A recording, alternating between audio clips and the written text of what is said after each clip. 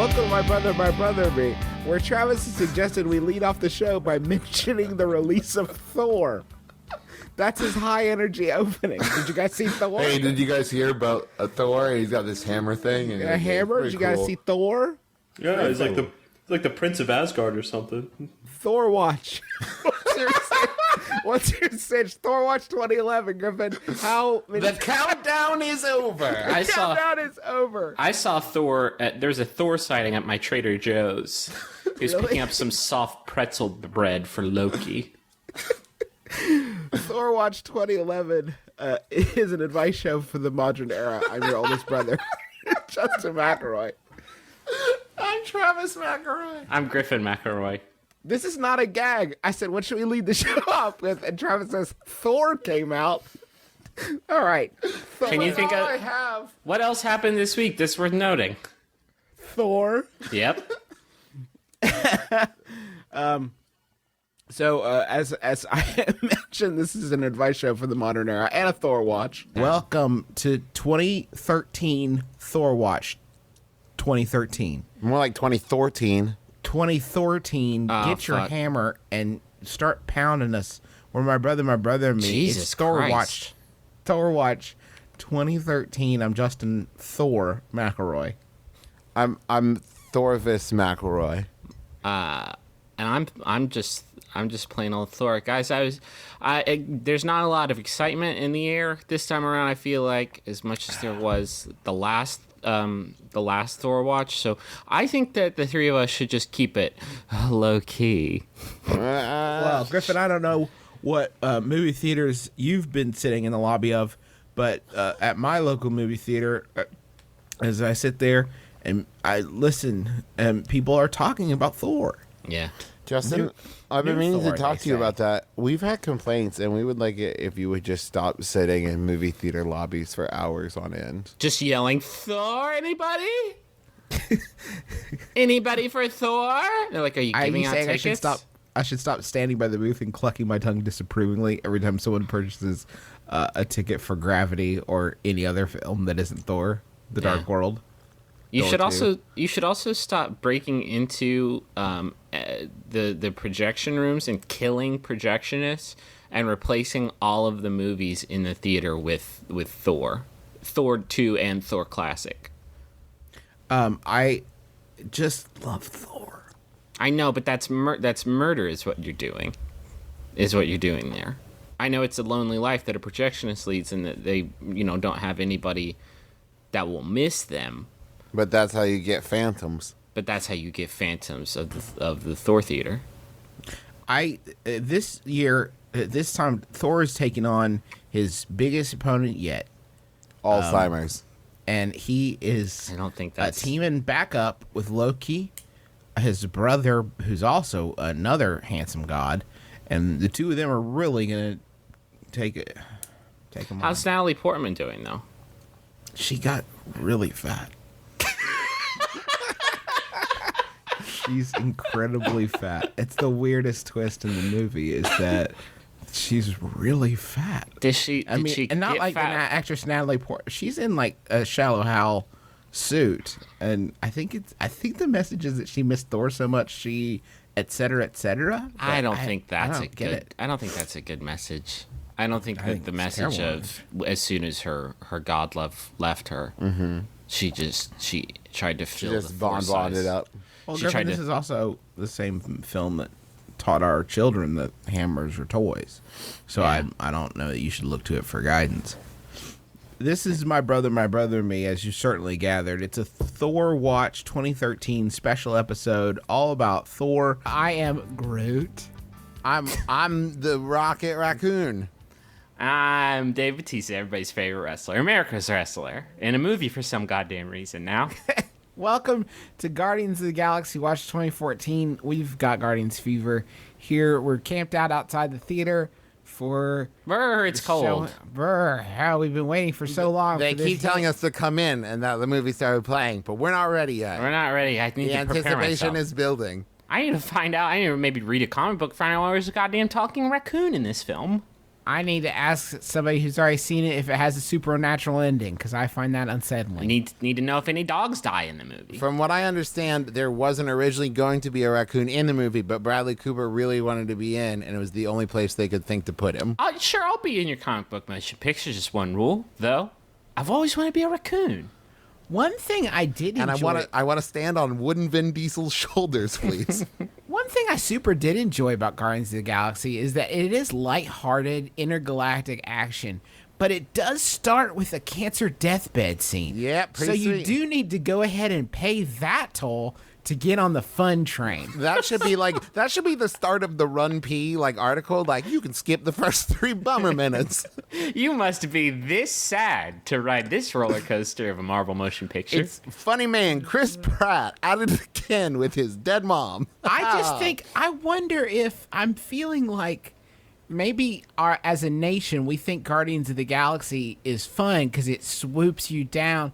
It's sort of a George of the Jungle action, swooping down into the jungle floor, then proudly swooping out of it. The upturn is what makes it seem so fun, because they coated the first 3 minutes in bummer sauce. I think if you actually go back and you watch up, and you watch the past the first 15 minutes, right? You skip those first 15 minutes, you're like, what a fucking boring movie. It's just a little boy, and it's just an old man, and they're walking very slowly through the jungle. Who gives a shit? Give me my space robots. Give me my underwater oceanic adventures. Give me my Incredibles. It is absolutely true that without the first 3 minutes of the Guardians of the Galaxy movie, it's just not that action-packed. It's pretty boring. There's no... Now that I think about it, if I can, cut that part away, I don't think there's a single fight scene in the whole movie. No. Travis, which Guardian are you? God, I would say I'm a Carrie. Stupid podcast. Griffin, what about you? I didn't get Travis's joke. It's a Sex in the City. That's what I love, those 2-minute delay jokes. Yeah, nice slow burn.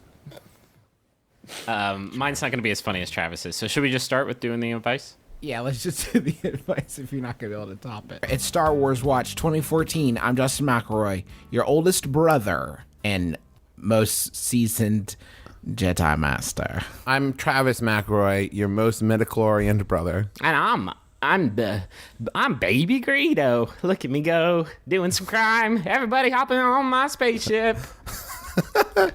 I think the bit Griffin's already touched on it, but we all have just watched the Star Wars trailer, the teaser trailer, and I think the biggest surprise is the baby versions of so many of the characters. Yeah, so many characters are baby, which is weird because it's not a prequel, is it? But Griffin, is it weird? Because if you think about it, it is related to the Henson Studios, the Muppets.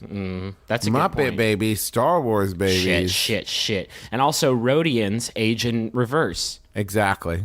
Did I ever tell you the story about when I was showing off to my then girlfriend, who would later become my wife, Rachel, about all my Star Wars knowledge, and I was telling her all about Trandoshans and Wookiee bowcasters, and then she asked me when her birthday was, and I got it. I was off by a day.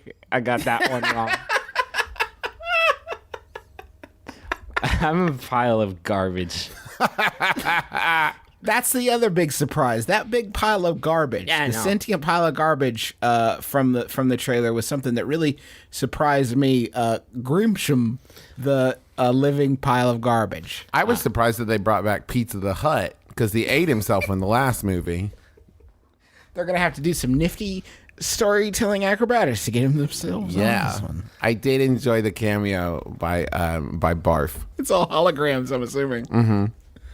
Oh, Justin, thanks for reminding us. Oh, sorry. If you are not living with the fact of John Candy's demise every day in your heart, then I don't think you're a true fan. I don't think you're a candy head. I was surprised to find out that part of the movie would be taking place on Earth in the present. That was weird. Like, the whales are fine, guys. You don't need to save them again. I didn't get the part where Ron Solo, which is Han Solo's brother, went down on a lightsaber. Did anybody else get that part? There was like a 45-second stretch there in the trailer where it's just like, bzz, ow, ow, ow, and he just like partied on it. And it's weird because you think about it, and it's a hot light laser, and that would kill him, but it didn't seem to have any effect. I feel like they're just like fucking playing Calvin Ball with their lightsabers now. Just like they're just making shit up now. They're just putting lightsabers on everything, and too. it's just give me the one. I'm still blown away every time I see just the one come out. I'm like, whoa! I don't need 7 on one boy. I don't need it on a keychain. That's what I keep waiting for. Is a lightsaber keychain that is real. A bottle is fiction. I wish that they in like mag lights, where in Star Wars they had the big lightsabers and then they had the little lightsabers for just the tiny jobs. That's we're joking, but that's going to be the next trailer. You have a light dagger? Yeah, I think he's the most evil Jedi that ever lived. And then he pulls out a giant lightsaber, and the beam is like the size of a bus. And he's like, fucking, what's up now? I'm going to win every sword fight because I've got a bus saber. Fuck and you. It weighs nothing because it's light. We're all just making shit up now. So guess what? My lightsaber is a planet. Oh, I win the fight. Why can't they have a lightsaber that's like a football field long? He just sweeps it around and kills everybody. As long as we're people to run into it. As long as we're making shit up, why does Baby Greedo even have a lightsaber? Rhodians can't have midichlorians. I don't want to be racist, but Rhodians can't have midichlorians. It's bullshit. You have to be careful about making sweeping statements like that, I found, because no matter what sort of bullshit you want to rule out, someone will come to you and say, actually, in the extended fiction, there's been several instances of Greedo and... No, fuck that. Bug-faced little monsters. They don't get lightsabers. Trandoshans neither. I hate to cast aspersions. Can you only use a lightsaber if you can wield the Force? I think so. Although I'm sure there's some EU shit for that too. I mean, Ron Solo can use it, and he's not a Force user, but I would say he's using it wrong.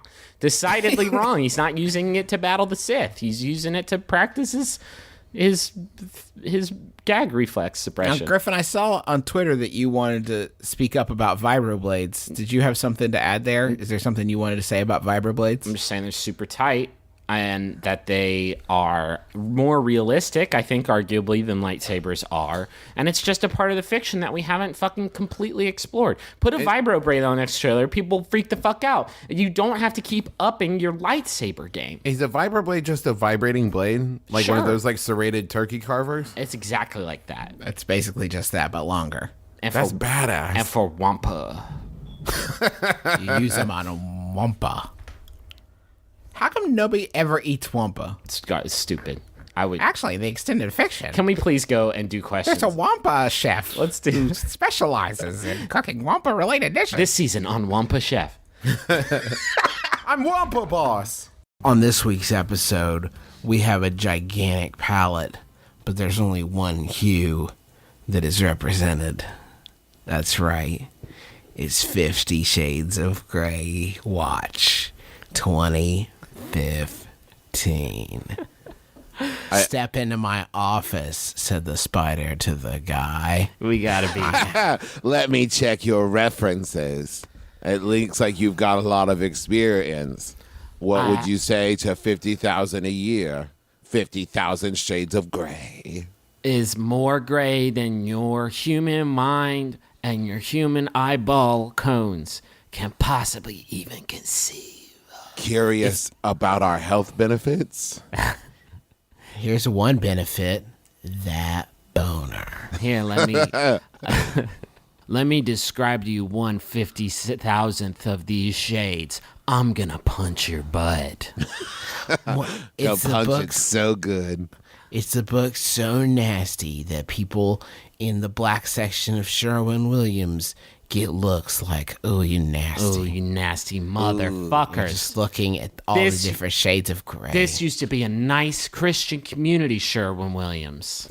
And you made that one dirty section. Made a dirty, dirty color. It's enough to make you turn to your wife and say, let's just go with mauve. If it sounds... It's driven you to mauve. If it sounds like my recording's coming to you exclusively in the right channel of your headphones, it's because I'm favoring that butt cheek because my other one's so tender and sore from punching. Mr. Gray, remember last night when you punched my butt? Yeah, I'm suing you for sexual harassment. No, you can't. Check the contract, Section B. For butt butts.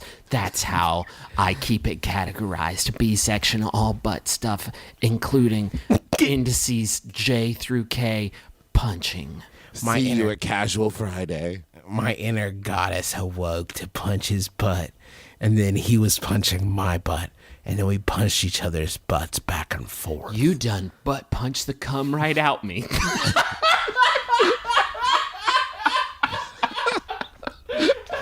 Sorry, Deborah, I laughed. Let me try that take again.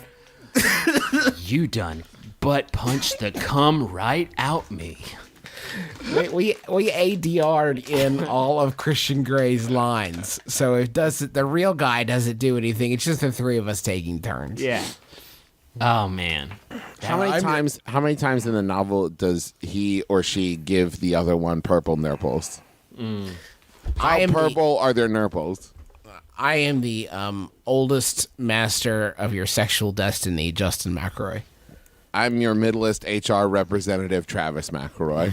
And I'm Griffin McElroy, the Emperor of Piss.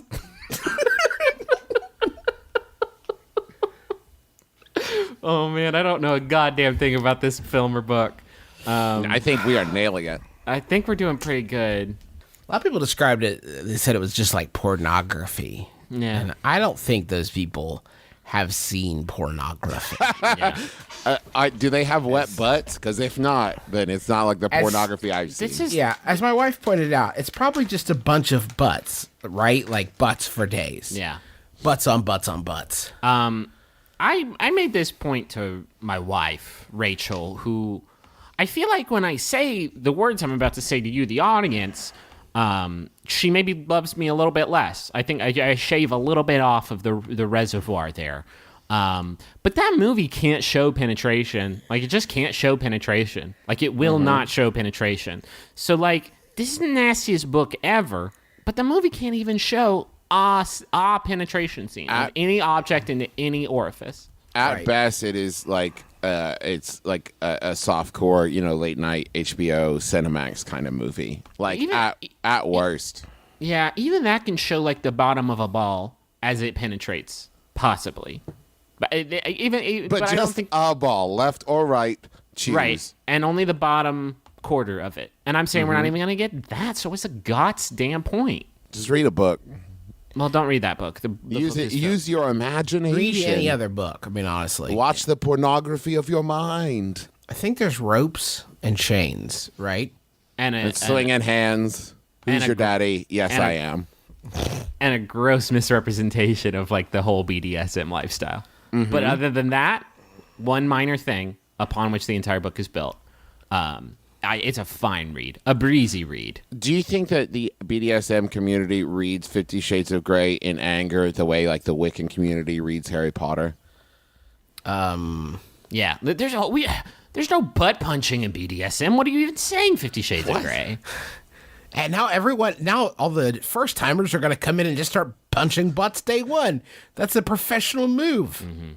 Let's see here. Hey, Mistress Jasmine, could you step into my office for a minute? We've had a lot of complaints. We're going to have to let you go from the BDSM club. You're out. Why? I punched one butt?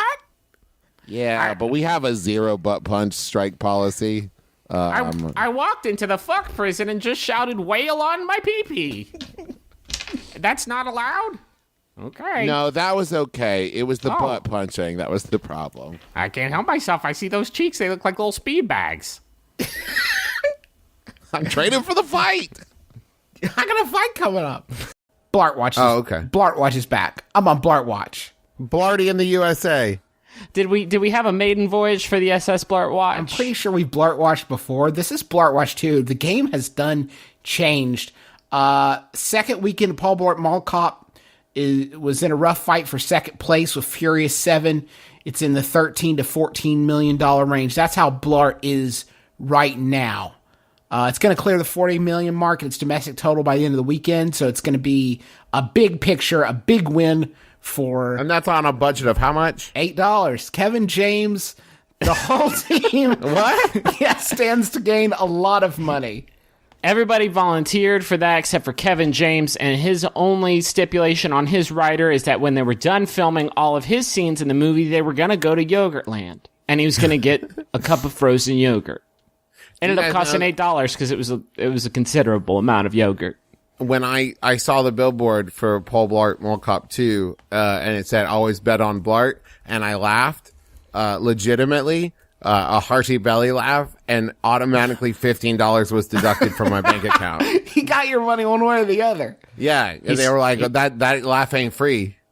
Now, just to check in, Blart's not just about money. It's also a work of art. And I think a work of Blart. A work of Blart. Thank you. I left the door wide open for that one. So just do want to check in real quick on what are the critics saying about Paul Blart. Just let's see. Andy Webster says you won't find much offensive in Rick James's slick, innocuous song, Paul Blart Mall Cop 2. It doesn't believe in the worthiness of its hero. Why should we? From Kimberly Jones. Kimberly Jones apparently wanting a little more action, a little bit of pathos. Sounds like for Paul Blart. Very deep, the hero's journey.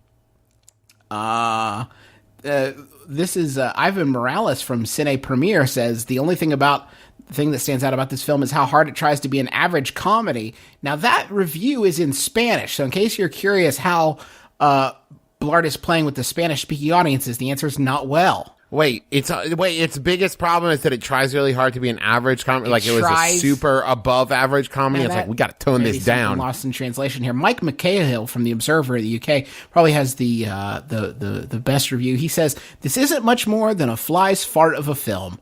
The most microscopically tiny of afterthoughts. So it kind of sounds to me like all these reviewers are biased. Yeah. And they're probably either being paid off or they're just, they just have sort of a preternatural bias for Big Sandler. Wait, but what if he means, when he says it's a fly's fart of a film, he means really funny to think about? Yeah, that's a good very point. Very humorous to know it exists. Now, just so we're clear, full disclosure, we do have a positive review here from Simon Weaving.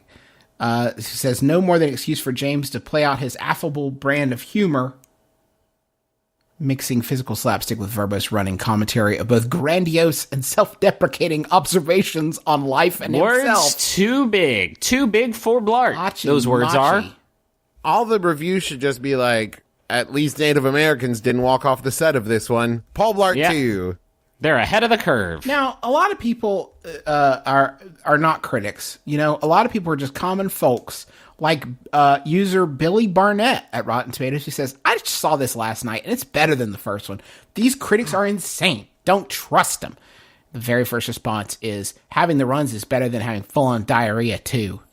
I'm not sure what that means. Wait, hold on. I thought those were synonymous. Have I been wrong about diarrhea my whole life? I thought they were apparently different. But I don't get, is he saying that it's still bad, it's just not as bad as the first one? Because then the point still holds up. It's still better than the first one. There's one submitted quote from the film, submitted by Lucas B 5 days ago, and it is this. It's a Paul Blart line. Natch. Where did all my ham go? I swear I left it right here. I had 3 hams, and now I only have 1 ham. You're going to UCLA. Wow. Okay. Is that to himself in a mirror? That's the iconic. Nothing sums up the plot of Paul Blart Mall Cop 2 better than the line, you're going to UCLA. You're going to UCLA. 4% of critics liked it. 49% of audiences liked it.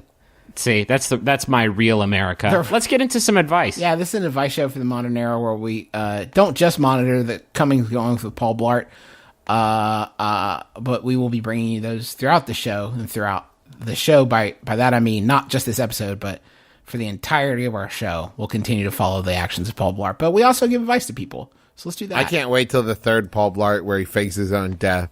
And at the end, Alfred just sees him sitting at a Venetian cafe. And they make eye contact, and then he farts really loud. And he farts on a fly.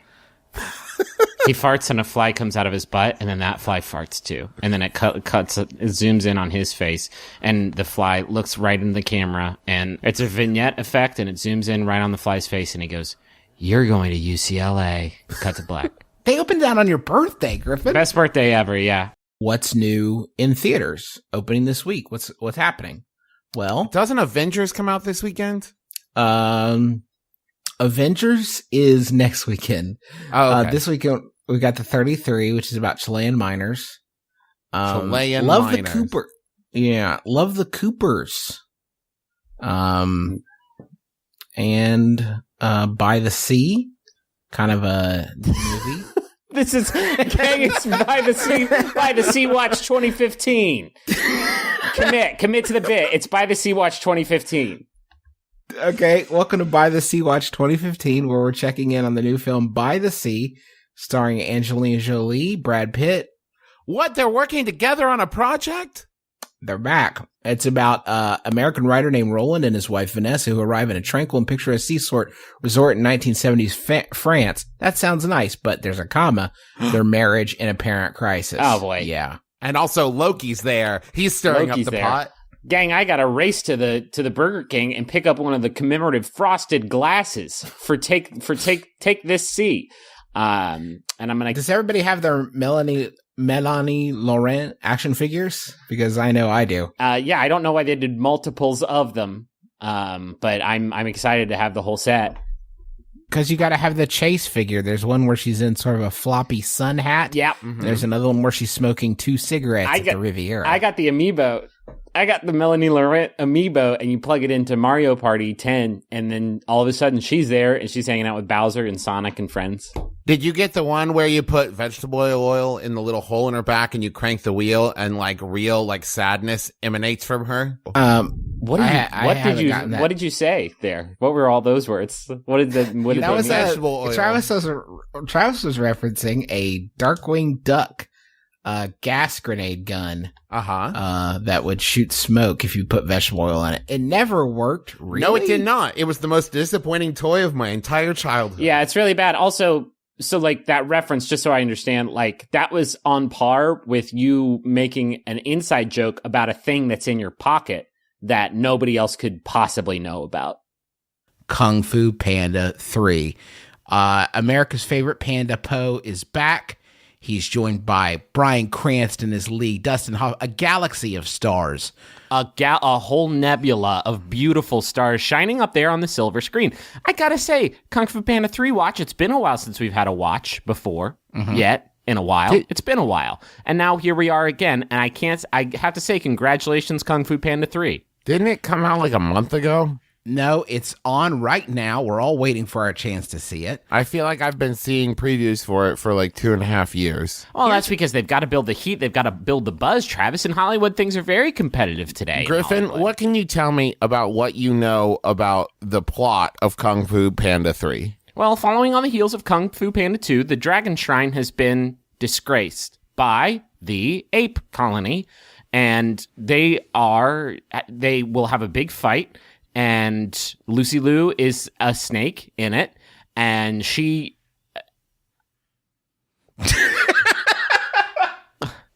we seem to have lost Griffin. So excited, so fully pumped. Guys, I just got so excited. This electrifying energy, my throat literally closed up, and I couldn't breathe for a full 30 seconds. Do you have your EpiPen?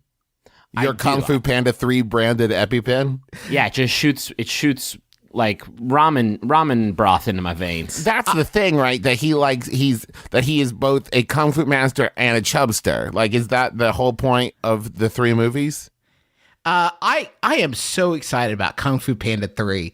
I have yet to watch 1 and 2, but I really feel like 3 is the one that's going to get me into this franchise. A lot of people Are you worried that you'll be lost, Justin? When I just saw The Matrix 3? A lot of people have been asking me, Justin, is Kung Fu Panda 3 a good entryway to the series? And as somebody who has not seen Kung Fu Panda 1 or 2, but is very excited about 3. Also has not seen 3 yet, because again, gang, it's been out for a couple days. We just haven't. Who's got the time? Just haven't made it, but the fire is electrifying. But my answer to that question is an unqualified yes. This is the place for new fans, and I feel like a new generation is about to fall in love with Po, that beloved Kung Fu Panda. I was led to believe that Kung Fu Panda 3 was a bit of a reboot for the series, much grittier, much darker. It's the first one to have an R rating. The other ones really skirted it with like a really hard PG-13. Yeah, the Fu stands for fucking. Yeah, and this is the first one that really like leans into the original source material, and it's like full frontal panda nudity. Mm-hmm. Well, that's always been the whole franchise. Panda don't wear pants. Yeah, but this time you can actually see his dong. You can see his dong through the whole thing. I've been led to believe. Haven't caught it yet, but do you think? Well, they're not going to show it in the previews, Justin. They're not going to give away the cow when you get the dong for free. Oh my god, guys! Right now, stop what you're doing and find a poster of Kung Fu Panda 3. I'm going to drop a link from my brothers here in our Skype chat.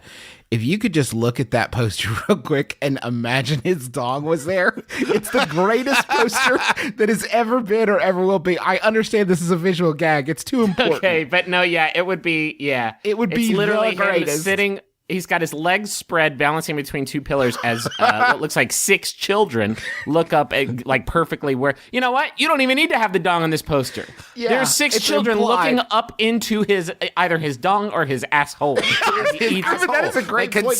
They can see through him. The children in this poster are looking at his gaping butthole. They're all baby birding underneath his gaping butthole. One dude is literally mouth agape at his gaping butthole. This spiritual sequel to The Human Centipede takes Poe in the role of the nutrient provider and the baby pandas as those who are gobbling up the sweet, sweet food.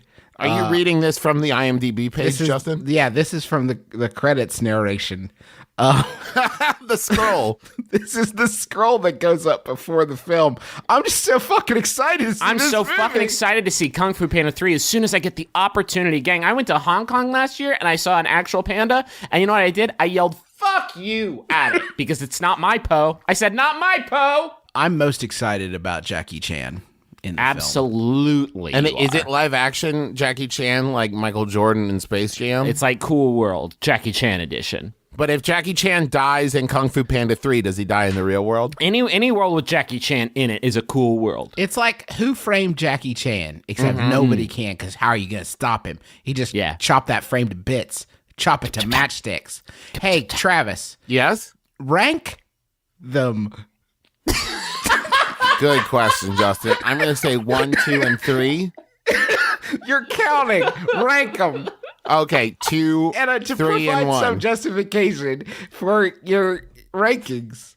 Okay, well, I'm going to say 2 because it's my favorite, and then 3 because it's my second favorite, and then 1 because it's my third favorite.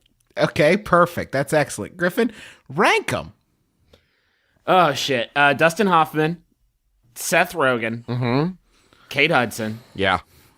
James Hong. Oh. Okay, fuck, marry, kill, Jack Black, Poe with Jack Black's head. God. Oh, well. I would probably fucking kill all of them. We are just so excited about Kung Fu Panda 3. Just so excited. The electricity Cannot in the wait. studio is electrifying. We're on fire here for this film. Bryan Cranston was in Breaking Bad, and he could have done anything. You know what he did? Several things. And then after those, do you know what he did after those? A couple more. And then, you know what he did? Kung Fu Panda 3. Okay? It says on his IMDb page, he ran out of things to do and started back at the beginning again with Kung Fu Panda 3. Bryan Cranston is a flat circle. Bryan Cranston wept because there are no more countries to conquer. So he said, fuck it. It's time for me to get up in the panda mix. And so he did it. Oh, God, I'm fucking raging hard on for this flick, guys. Just like Poe. Wait. Hey, let's go, not to the money zone, because we haven't earned that, but let's do some advice. Okay, sure. Sounds good. I guess I'll close this picture of Kung Fu Panda now. Here's my first piece of advice. Get a ticket today to go see Kung Fu Panda. See it in 3D, see it in 1D. You'll still enjoy it. It's just a line. It's just a line. It's just a line of changing color. And sound, that glorious sound, which is like a fifth dimension, because you'll be teleported. Wow. Jesus, Justin, you're right. What? Sound is the fifth dimension. Hey, why are we just now figuring this out? You're welcome. Gravity waves, schmavity waves, I say. Go see Kung Fu Panda 3. It's got gravity in it. It's got gravity, and it'll take you to the sound dimension. And it's got gravitas. It's got gravitas. It's so important. So important. So important. Oh, I wish this movie had a smell so I could smell it. Yeah. Find the right theater. Or the wrong one. Hey, Read a question. I will read a question. I'm sorry, I'm really just so excited right fucking now excited. about you need a distraction. Is that what it is? Is it the 10 solid minutes of talking about Kung Fu? I'm not sure we've gotten to 10 solid minutes of expressing our excitement about Kung Fu Panda 3. I'm using new recording equipment, and I can't tell exactly where it started. No, we're at 10. Or we're at fully 10. Yeah, we're like, I fully don't at want to 10. tell people. Okay, let me see this. Poe would never promise to use Kung Fu on someone and then not do it in front of an audience. And Or vice versa. Yeah. I don't want to promise 10 minutes of unadulterated Kung Fu Panda 3 excitement Content, and then not deliver it in the final recording. That's a great point. So if there's anything, Griffin, any stitch of audio you think you might edit out from the previous 10 minutes, please let me know. The only part that I'll edit out is where more about the adventures of Poe and Co. I know. Sequel. The only part I'll probably edit out is where I talked about how my excitement for this film had given me a raging hog. Raging Hog is my favorite of the Kung Fu Panda crew too. He's like a mean old Mongolian pig man. It's Slippery Snake, Raging Hog, Hot cock, throbbing cock, Whistling Clam, Rabid Weasel. Listen. penis Tom. This is unexpected and perhaps a little unprecedented in cinema, but I am so excited about Kung Fu Panda 3 that I want a sequel to Kung Fu Panda 3. I don't want Kung Fu Panda 4. You want Kung Fu Panda 3 too. I want Kung Fu Panda 3 too. Yes, is that possible? Anything's possible in this crazy, weird Hollywood. I'm your oldest brother, Justin McElroy, brought to you by Captain America Civil War in theaters now. I'm your middleest brother, Ant-Man. I almost said middleest brother, but that would be a lie. I'm the sweet baby brother. Griffin. That's a fucking lie. That is my branding. We got a civil war of our own, brother against brother. I want to be the middleest brother. I want to switch ages with Travis. And I think I found a witch on the internet that can do that for me. We could do it through cryogenic freezing, much like, spoiler alert, the Winter Soldier Bucky Barnes. Captain America Civil War pits Captain America. Is this an official watch? Is this an official Civil War watch? This is an official Captain America Civil War watch. You know what that means? Let me scoop up all my DVD copies of Kung Fu Panda 3 and throw them right into the burnerator. We should also say that nothing we're about to say should be taken as fact. Yeah. I don't want anyone yelling at me about spoilers because none of this is true. No, let me give a straight recap of the plot and then we'll get into some jokes about it. Okay. Just to set the ground rules. Okay. So Iron Man loves slaves. And he wants nothing more than to keep his massive army of slaves. Who do you think that's how he made all of his money off of his plantations. And who do you think builds all of his many robotic armor suits for him? It's not him, and it's not Pepper. It's not Pepper Potts. It's not Pepper Potts. It's Iron Man, and he's a slaver, and he loves slaves. Captain America's like, not on my watch, girlfriend, and they get into a big scrap about it. Some of the superheroes love slaves. Yeah, a lot of them like weird. Well, some of them, some of them do. Not the ones all. you would expect, right? Slave man, definitely, definitely. Okay. Racist, Dr. Racist. He definitely loves slaves. Yeah. But there are some surprises in there too. The gentrifier. Loves slavery. Cheap labor woman. The overseer, and of course, Ant-Man, which is like what? So weird. Yeah. What? Well, you have to know that ANT stands for antebellum. Scumbag. We're off to the races. So that's the film, Captain America Civil War watch. I guess the question on everybody's mind is, Travis, how many times have you seen it?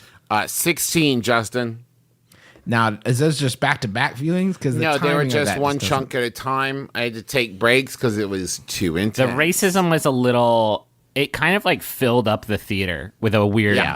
A weird energy. Especially it was when like a Trump rally in there. It was really off-putting. Especially when the racists win. Yeah. And I don't want to spoil anything, but like racism is not only, it's like codified by the end of it. They put it in the Constitution. Yeah. And I don't think that they should do And that Iron Man in a wrote movie. it, and he was wearing the Iron Man suit when he wrote it by pen, so it's almost illegible. Which, like, I think constitutional scholars are going to be arguing, like, is that a comma, or is it a apostrophe, or is it a J? That's how bad Iron Man, when in his suit, his penmanship is. Just think about it. Just think about it. You're not signing a lot of documents in there. I think the weirdest part is at the end when like Bruce Banner's like walking away sadly and he looks at the camera and says, "Who knew that the Hulk's one weakness was racism?" Yeah. And then really weird, but and like then he dies. powerful. Yeah. All right, boys, we gotta get it. We gotta talk about it. Whose team are you on? Iron Man or Captain America? Which Well, one was I the mean, racist team? Yeah, the one that's not racist, I guess, right? I'm going to say Definitely. the non-racist team. I mean, I do love Ant-Man. Yeah, I mean, I love Ant-Man. Yeah, that's the problem. Is Paul Rudd puts on a great character portrayal of the Ant-Man. But the problem is... Let me gauge your guys' opinion. Is Paul Rudd America's most lovable racist? I don't want to espouse that sort of sentence. He's playing a role. He's playing a role. It's not He's him. like, Oh, no, I mean, as his portrayal, does he make Ant-Man America's most lovable although you know what I heard, he was on set. He was actually kind of difficult to work with, which I can't even imagine because it is him. But I think I've heard in the magazines that he was on some Jared Leto shit, just like being kind of racially charged. He also insisted that everyone be bigger than him, which is so weird. That's how they did that. Do you know that they did that effect? Yeah. And it's very wasteful. Yeah. But they made when he shrinks, they just made everything around him very big. A big like gun. in the Hobbit. Yeah, except like times a billion, because it's like make a gun the size of a building, make an Anthony Mackie the size of a town.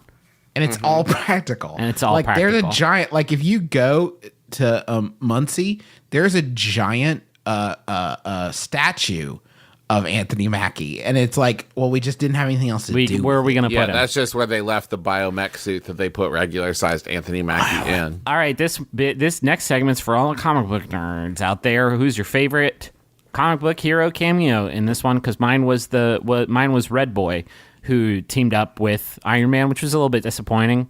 But I was surprised to see Red Boy in there. He had such a limited run in Image Comics. I like the cat guy. Which one? The cat guy. Kitty Cat Man.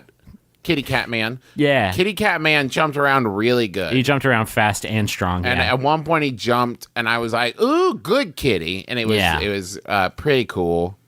I like the Great Emancipate Thor, which was weird.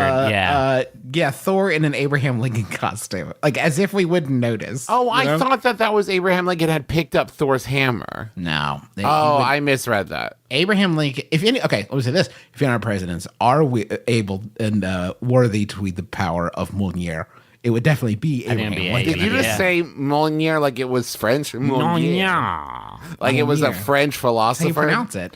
What do you say, Trav? Mjolnir, the hammer. Mjolnir. I'm Travis. Mjolnir. Mjolnir. Mjolnir. That's just a little joke I like to make to teach people about near and far. Mjolnir. I guess the side I'm on is Captain America Civil War 2. How about it, Hollywood? I'm ready. I'm not getting out of my chair until it shows up on the screen. I want Captain America Civil War 2 to just be like, I'm mad at you again. Well, I'm mad at you again. I'm still mad at you from the first time. I'm Red Boy. Just kidding. Red Boy dies in the first one.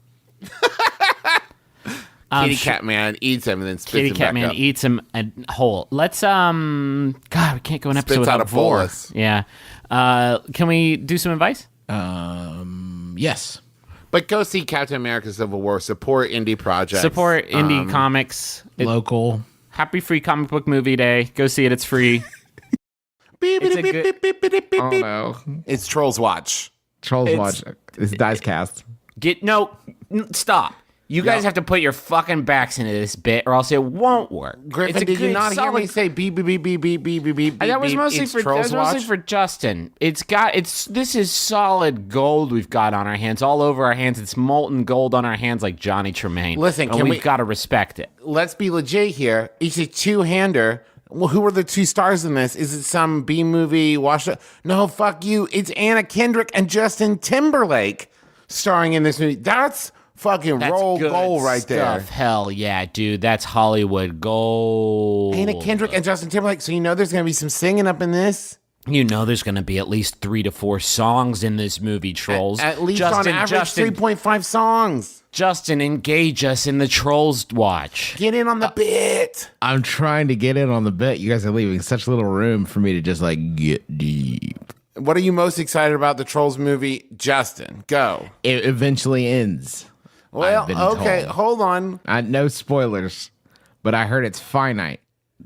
Trolls are back. I heard DreamWorks had developed a sort of procedurally generated movie technology, so you can turn on the Trolls movie and it just goes forever because the movie's making itself as it goes, and you kind of follow the Trolls along from their life and then to their death, and then it moves on to new Trolls. Let me talk about some of the other adaptations of Trolls that Trolls has to follow in the footsteps of.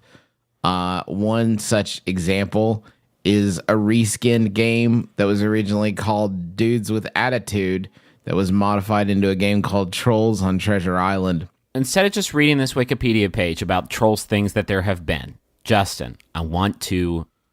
This whole vehicle is just not going to fucking work if you personally aren't excited about Trolls. So I want you to tell me about what your favorite Trolls thing is about Trolls. Mike Mitchell co-directed this film with a person named Walt Dorn. That means Mike Mitchell was looking at the scope of this project in the alpha stages, and he said, "This is too much for one man. I cannot steer this ship by myself." Justin. Yep. Tyler McElroy. Yes. What the fuck? I'm not fucking around anymore. And now I'm getting mad. What the fuck do you love about Trolls? Not the movie, the whole The very brand, concept. The concept of the Trolls, Justin. And I swear to God, if you tell me one more fact about the Trolls movie that you're just going to make fun of out of hand before the Trolls movie's out, I'll quit the podcast. So the stakes are high. What do you love about Trolls? I like that. I bet they all Please use love. Please use love. Please use love. Okay. Please love. Justin, you know the tagline. Please love Trolls. I think that I love something about them that they all have their own sort of quirks. Like, you'd think that they just all be the same. You like that they're bespoke individuals. But each one has a soul and an individual set of likes, dislikes, and allergies that make them a unique creature in the world. Now, Justin, I hate to poo now that you're finally actually showing some love for the Trolls. It's a pretty big jump straight to them having souls. I don't know if I'm comfortable with that. I love Trolls as much as the next guy. I love Trolls so much. But I don't know if Trolls go to heaven, you know?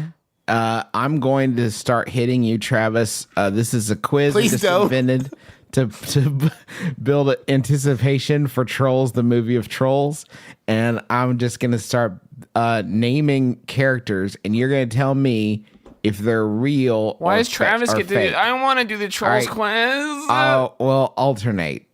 We'll alternate, and I'll give. Good. I'll give Griffin stars, and he has to tell me if they're real, and I'll give Travis Trolls, and you guys have to keep your own score. Good. Okay. Travis. Yes. Doogie. Real. Fake. Fuck.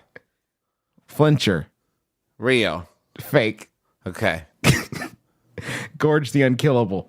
Fake. Now that one's real. That one is real. and in the movie, it's played by Alfred Molina. DJ Suki. Real. Yeah. Yes. Okay, that is a real one. Griffin. Are you ready? Uh-huh. I'm pivoting. Okay. I'm pivoting. Steve Buscemi. Steve Buscemi is a real man in the world. Yes. No, is he in the movie or not? Is Steve Buscemi in this I don't know if I'm movie? supposed to know if he's in the movie. Is it not enough that I know that Steve Buscemi is extant? Real. No. Real. He's a real man. But I'm saying, give me let me know if he's in this fucking movie. I mean, here's the confusion point. Steve Buscemi is just 200 trolls wrapped up in a trench coat. Yeah, He's do you a mean living Steve, troll is doll. Steve Buscemi the actor playing a character in the movie, That's the or does good Steve question. Buscemi as a character appear in? Is there someone playing Steve Buscemi Is Steve Buscemi playing No, Steve Buscemi? No, you've taken too many tries at this sentence, Travis. You just got to bail on it. I'm out. I don't know if Steve Buscemi. I don't know if sorry, I got to do the correct Italian pronunciation. I don't know if Steve Buscemi is in Trolls, but I do know that Trolls is him. Yep. Okay, what about Ron Funches? That's not a real man. We played Overwatch We with played Overwatch with Ron Funches. We played Overwatch with Ron Funches, and he's in this fucking movie. So I'm excited about Ron Funches' participation. As am I about the fucking cast of this movie is amazing. Russell Brand, James Corden, Gwen Stefani. Real. I've seen her on The Voice. I know she's real. Christine Baranski. John man. Cleese taking the very real risk that this will be his last film. Jeffrey Tambor, Anna Kendrick, they're so like this thing's like a galaxy of stars. The night sky is dark because boy. all the stars are in Trolls. And that's why I'm so fucking rock hard for it. I am Trolls. fucking rod hard. November you 4th, say? I know what you boys are doing on your birthdays, and that's getting a fucking just a Trolls I'm load. gonna do my hair up. I'm gonna cosplay. I'm gonna put a little gem in my belly button. You're going to remove your genitals completely. I'm gonna remove my genitals. I'm gonna really define my butt crack. The movie, the movie has cinematography by Young Duk Jun, according to Wikipedia. So, Young Duk Jun, I have one question: where are these fucking trolls, my dude? Don't hold Where's out the on trolls, me. You've been to their home. You filmed them. Where are the trolls, Young? Where do you think the trolls are? Where they live? Where do you think it is? Young knows. I don't have to envision this.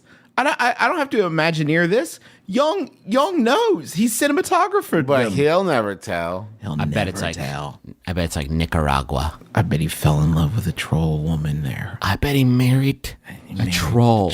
Woman. I bet he couldn't bring the troll back Just to like America. He couldn't bring the troll back to America because of laws. So instead, Steve Buscemi had to smuggle his troll wife out of Nicaragua. He made his troll wife is Steve Buscemi's heart. I love this movie that we've written, Trolls 2. Hit me up, DreamWorks. We got the sequel already. It's going to be a multimedia piece with animation, but with real-life Buscemi. Like Osmosis Jones was one of those. There's a troll skateboarder, and it's played by Ricky Dillon. He's a YouTube star. Nice.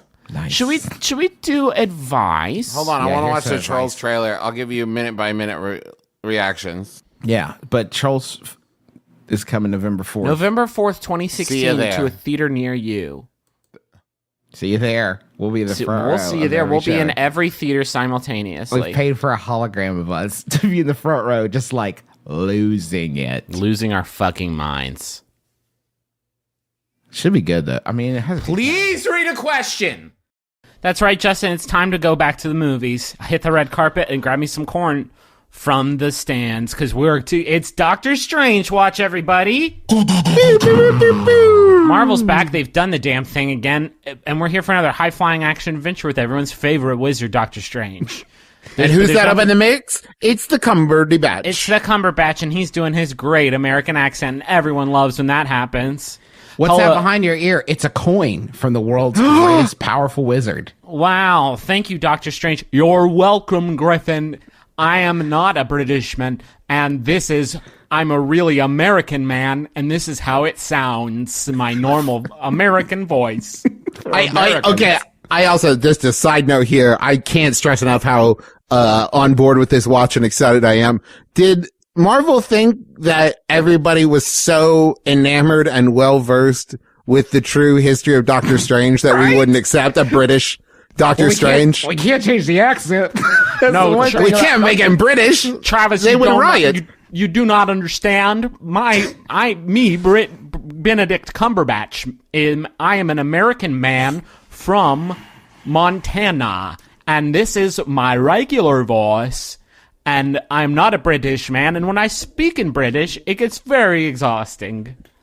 Two people can do decent American accents that are British. They're Emma Thompson and Hugh Laurie. That's it. End Those of are the list. only ones. I don't believe that Hugh Laurie is British.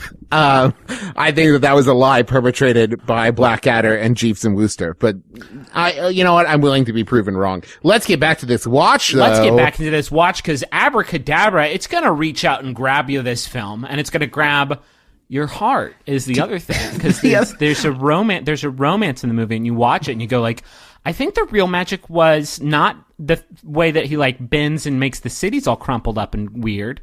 It's how it was love the whole time. I think. The rabbit that he pulls out of his hat is actually the ghost of his wife that passed away, and that's an angle that is very controversial. They'll change that, but not the accent. A little weird. Yeah, that's a little strange. And also, I thought it was a nice touch. I think something for the kids that they gave him that whimsical talking cartoon cape sidekick, like that. He puts the cape around and it's like, that's his buddy, and it talks to him, which is just going to be great for merchandising. Yeah, Don Caper is the name they went with, that, which is strange weird. one. A strange one indeed. That's the thing that's crazy to me about this new Marvel superhero.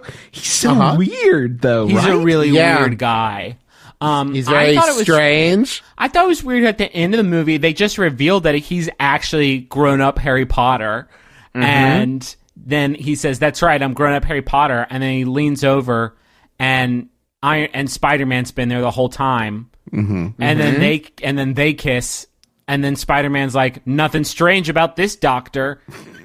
And they all kiss. What I thought it was weird. Which part was weird for you? Yeah. Well, because I saw on all the blogs that there was going to be a cameo by David Copperfield, but then he's like in the whole movie. He's in the whole movie as Doctor Strange. Yeah, which is weird. But you don't know it till the end, and then it's revealed that it's actually been him the whole time. Not in a mask or anything, but just you just couldn't tell. And American Benedict Cumberbatch just plays Doctor Strange's friend, Jeremy.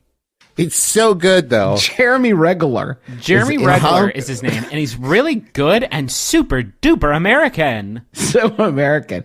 The one thing I like is the 15-minute montage at the beginning, which is when he's just a regular brain surgeon, and it's just a montage of people learning what their brain surgeon's actual name is and saying, no, I don't think so. I think probably not on this one with what it all is my brain, I think I'm just going to go with any other name, pretty much. No, it's pronounced Strangy. No, it's not. It's not. It's. I know the word. I may need brain surgery, but I can still figure out that I'm not going to go to Doctor Strange. Yeah. I thought it was weird when he gets his his magical powers, and then there's like a 30-minute montage where he uses them to make girls like dresses like blow around all crazy at the park. And he gets a boner. That part is weird. And he goes, oh wow, a boner just for me. Hey everybody, I've got a boner. What the fixation on the goatee giving him powers, and the one scene where it gets shorn off and in real time he has to grow it back on a park bench is so odd to me.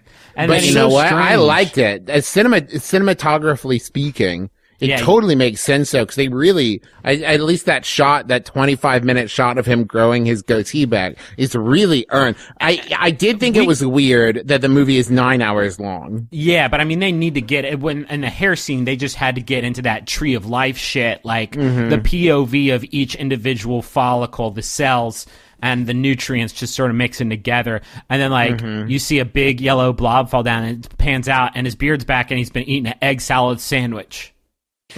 It's so weird. What was weird for you? The weirdest thing is when he goes to order a sandwich at the deli, and the guy takes his name, and the guy is Chris Angel. And when he gives him his name, Chris Angel's like, and how do you spell that? And it's like a weird, it's like he's twinkling his fingers at the camera and there's like sparks and stuff. It's like, spell, I get it. Yeah. But why is Chris Angel so prominent in it? Why is he so and then he's in the rest of the movie too. And I thought it was weird when during that sandwich scene, when Jeremy, Doctor Strange's a good friend and roommate, it says like, could I get some crisps? And he's like, oh fuck. I mean, no. Do you know what I thought was weird? I'm me. What about in this one, Trav? What I thought was weird, but I'm really glad they did it in retrospect. This was the first movie to show the characters going to the bathroom.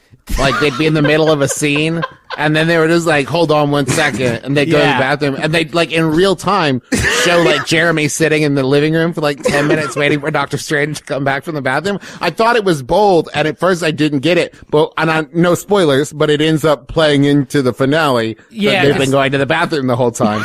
He gets in a magical fight with Professor Peculiar, and Jeremy's there helping him out, but he dies. Oh shit! Sorry, Griffin. I said no spoilers. And then anyway, him and Professor Peculiar, like, he's like, "Can we stop? Can we stop for a moment?" So my IBS. I have got to make a very magical dookie. And Professor Peculiar is like, "Yes." And then he also goes. I thought the strangest scene for me is the crossover thing where Wolverine shows up and he's like, "Hey, bub, it's clobbering time." And then Doctor Strange does a spell that makes his fingers melt. Okay? That was strange because obviously that's going to conquer Wolverine right away. But then Spider-Man comes and he melts his fingers, and also Thor and Iron Man and Black Widow and Hawkeye and Captain America. And then he melts all their fingers off. And what's really crazy is then Batman swoops in and they all spend like 45 minutes just beating the fucking shit out of him. And the whole time they're just yelling about how stupid DC is and how bad and childish the movies are. But they don't have any fingers while they're doing it. But they beat him to death. And then like 3 of them peel off, like the Hulk and Iron Man and Daredevil. And Elektra, they peel off to go use the bathroom together. The weird thing is, after what was strange for you, Justin? What was weird? What was weird, Justin? You watched the whole movie. Same scene. Which of the scene was... But after they kill Batman, and then Doctor Strange conjures a life-size Calvin to pee on him, is like so... Because it's like just a... I don't know if it's a meme, like kind of a meme culture kind of thing. It's kind of like a... But then he casts another spell, and the Calvin turns into Stan Lee, and he's like, "Excelsior!" But there's like a stream of piss coming out of his old cartoon dick. I want but sidebar. Yeah. I thought it was really fun, the Stan Lee cameo, when they pulled up to Stan Lee's house and he opens the front door and he's like, "I told you I didn't want to be in this one." And they're like, "Hilarious. Thanks, Stan. Thanks, Bye." Stan. Should we do some advice? Yes. Yeah, I got some advice. I got some advice. Go see this fucking movie. January 27th has been marked on my calendar since last January 27th. Oh, I've got goose pimples. I'm so excited about A Dog's Purpose. Just bristling with goose flesh over here. So excited for A Dog's Purpose that comes out on January 27th in theaters near you. I'm really excited about it. I think it's going to be a huge picture. There have been multiple reports of abuses to dogs during filming, and I think the film is going to be a real heartwarming picture for families to enjoy together. I'm just glad that the movie goes out of its way to prove that a dog's purpose is to entertain us. Yes, and then die, but then be a different dog later. What the cost? My favorite part of the trailer is when the beagle dies and then is a golden retriever, which then dies in an airplane crash, and then all of a sudden it's a beagle again. I love you, A Dog's Purpose. It's A Dog's Purpose. When they were making it, they were like, "What's everybody's favorite part of Marley and Me?" The end of it. So what if we just made a movie that was all the end of Marley and Me, just over and over again forever? The dogs die over and over again. But then you get a new dog. You would think at some point this dog would be like, "Okay, so reincarnation is real, but I am just a dog over, like, what do I have to do here to get out of this cycle? I'm just a dog over and over again. Different breeds, of course." Right. But I mean, I don't want to be a whippet. I want to be a chocolate lab. So let's go talk to that bus. Poof. Thank you. I haven't seen it, but do you think the movie ends in the final incarnation, the dog wakes up and they're finally a human? Like, no, I think the final incarnation is he wakes up and he's half dog, half man. He's like, "Well, it's a start." Maybe they go full the action hero, and then some badass Guy Ritchie end credits. There we go. we could also have a Bicentennial Man situation where he does become a human and he does marry his master, the woman who owned him the whole time, and then they fall in love. Listen, I really want to marry you, but I am a dog now, but I have a very good feeling about this one. So if you could throw me into that wood chipper and just let me try one more again, I think that I will come back as a human on this one. Oh, so what you're pitching like a Marley and Me Groundhog's Day crossover. Right, exactly. He does some good shit for like an afternoon. He's like, well, time to beef it. Let's see if I can be a human this time. A lot of people forget it was a book first. Yeah. A Dog's Purpose was a 2010 novel written by American humorist W. Bruce Cameron, who I'm sure you all remember from 8 Simple Rules for Dating My Teenage Daughter. Which was a series that was also adapted into... Please tell us more about 8 Simple Rules for Dating My Teenage Daughter. 8 Simple Rules for Dating My Teenage Daughter was adapted into a TV series that, of course, killed John Ritter. Is the most notable. Justin. It did. What do you want from me? That's the show that killed John Ritter. So Bruce has had a good run. And now he's back with just killing dogs over and over again. Not dogs, the same dog. The same dog. And Dennis Quaid's in the movie, and at the end of it, he dies, and he becomes 5 birds. Mm-hmm. I think I had the same reaction a lot of people did the first time they saw the trailer, that my wife showed it to me, just like losing it. Like, couldn't do anything except hold the phone aloft for me to view.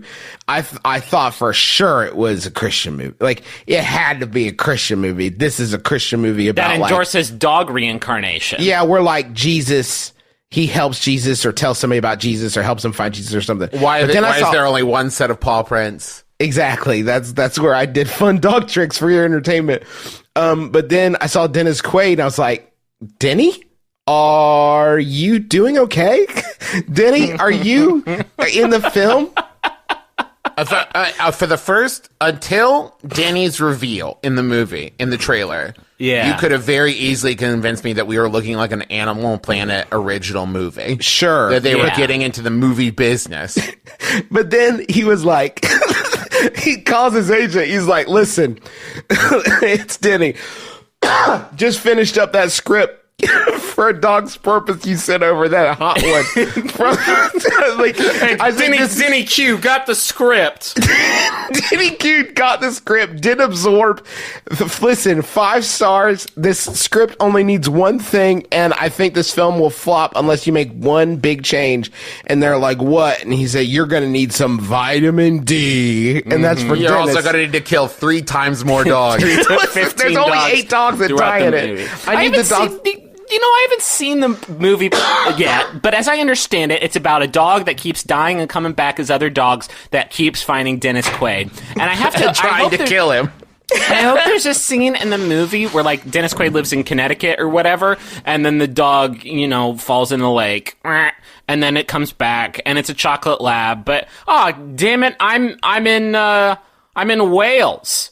Yeah. Well, fuck. I gotta get all the way back. Damn it. And he finally gets back to Connecticut after like a year of getting there. He's like, hey, what's up? And then a tree falls on him and he's like born in Madagascar. And he's like, why is it this is so much travel? Once he gets stateside, he's being like super cautious. Oh, like sure. every street. No, I'll wait for the light. I know I'm a dog, but I'm gonna go ahead and wait for the light. Griffin, I actually saw a press screener of the movie, and the fucked up thing is the dog actually keeps being reborn in like the same town that Dennis Quaid was originally in, and Dennis Quaid keeps moving. Yeah. Like Dennis Quaid keeps trying to get away from this fucking dog, and the dog keeps finding him every time, and that's A Dog's Purpose. I'm going to teach English in Shanghai. Damn it. How am I supposed to... I'm a dog, DQ. Hey, DQ, help me. DQ, why you do this? Why do you do this to me, DQ? The thing they don't tell you is that Dennis Quaid kills the dog every time. And, and the dog is just trying to he knows he's got a serial killer on his hands, and he's trying to reveal the crime. But every time he gets close, Denny Q's like, not this time. Just put it in a well. Yeah. He stars it out so it won't reincarnate as fast. It gives him time to get away. God. It's a dark movie, Griffin. I don't know what to tell you. It's the lovely bones. Which would also work as a title for a dog-based movie. The milky bones. The tasty bones. The begging strips. Boy, A Dog's Purpose out January 27th. I'm so excited to see it and see if all the fan theories are true. I've been playing along with the ARG online, and we're all having a lot of fun here at we call ourselves the Purpose Heads, and we're just so fucking excited for this movie. A Dog's Purpose it's buck wild. Very important to me. It's very important. I did want to release and again, some pretty brutal animal abuse allegations that are in no way funny, but it is A Dog's Purpose is the name of the film. So if you want to avoid it or watch it, I feel like a watch doesn't always have to be positive. Sometimes it's sort of like, I got my eye on you. You know what I mean? Yeah. How do you think How do you think DeQuee is feeling right now after these dog abuse allegations have started popping off? Because holy shit. I read some of the responses from people involved, like Josh Gad is the voice of the dog. Josh Gad's fully like, don't know, wasn't there. The director of the movie is like, don't know, wasn't on set that day. Wouldn't have happened if I had been there. Hachi machi. I'm sure DQ felt the same way. He's like, no, I was getting some crafty and just enjoying myself and trying to center myself for the performance. They had tortilla soup over at Crafty, and so I was mostly hanging around that sort of station. I was talking to my brother. If you need to check that alibi, you can call him. Oh, what's that? You can't get a hold of him? Weird. Weird. That's so weird. I wanted to throw in a quick side watch. Trolls, the film is coming it'll be on on-demand stuff, I think this week, January 24th tomorrow. Apple TV, I know it's going to be there. Blu-ray, I think, is the following week. I'm very, very excited because it'll finally be the end of my daughter wanting to watch the Trolls movie and it not being available. And so watching the most batshit content on YouTube is fucking so crazy right now. I don't know if you guys have got in. If you search for Trolls toys, which is normally what we end up going with. Yeah. There's short films about, I know I've talked about weird YouTube before, but kids weird, there was one where the Trolls toys had all their heads pulled off, and then their heads were hidden underneath other toys that had to be opened by this giant pair of hands on screen, and then the heads had to be reconnected. And then there was another one where Branch and Poppy got married, and then Poppy got pregnant, and it was just a short film about that, for kids. It's pretty wild out there on YouTube, y'all, if you haven't been out there, but my hell will come to an end where I can finally just enjoy the film. I saw 2 times in the theaters, but now I'm finally going to be able to just enjoy the story of Branch and him finding joy in his heart again on Apple TV when I purchased that film tomorrow, January 24th. And then you're just 3 days away from A Dog's Purpose coming out. So how's your cinematic week? It's going to be a very good cinematic week. Star Wars just now, while we're recording this, just announced the name of the new movie. It's Star Wars Episode 8, The Last Jedi, which I very much doubt that. There will probably be a few more of those. Those magic space warriors. Is it really called that? Is that The Last Jedi? I'm the Last Jedi. Really? Because there's 2 of you. No, it's... The movie ended and there were 2 of you. No, but I'm the last one. I don't believe that one. I don't believe it. I don't believe it. Number 9's going to be just kidding. Here's 6 more Jedis. Man, it's so rare we get to do breaking news. Oh, it's so nice to be able to bust out some entertainment news. Travis, you've gone silent for a while. Are you just sort of contemplating, Trolls, Dog's Purpose, Star Wars 8? There's so many different things you could be thinking about right now. Well, I'll tell you the truth. While Justin was describing his weird YouTube wormhole, my brain broke a little bit, and I thought, I must have dropped out of the call or something, because I couldn't understand the words he was saying. Yeah. It's, if you Google Trolls toys and then hold on for the ride of your life, and it's all toy videos on YouTube are absolutely madness. Yeah. There's a video called Branch and Poppy Kiss.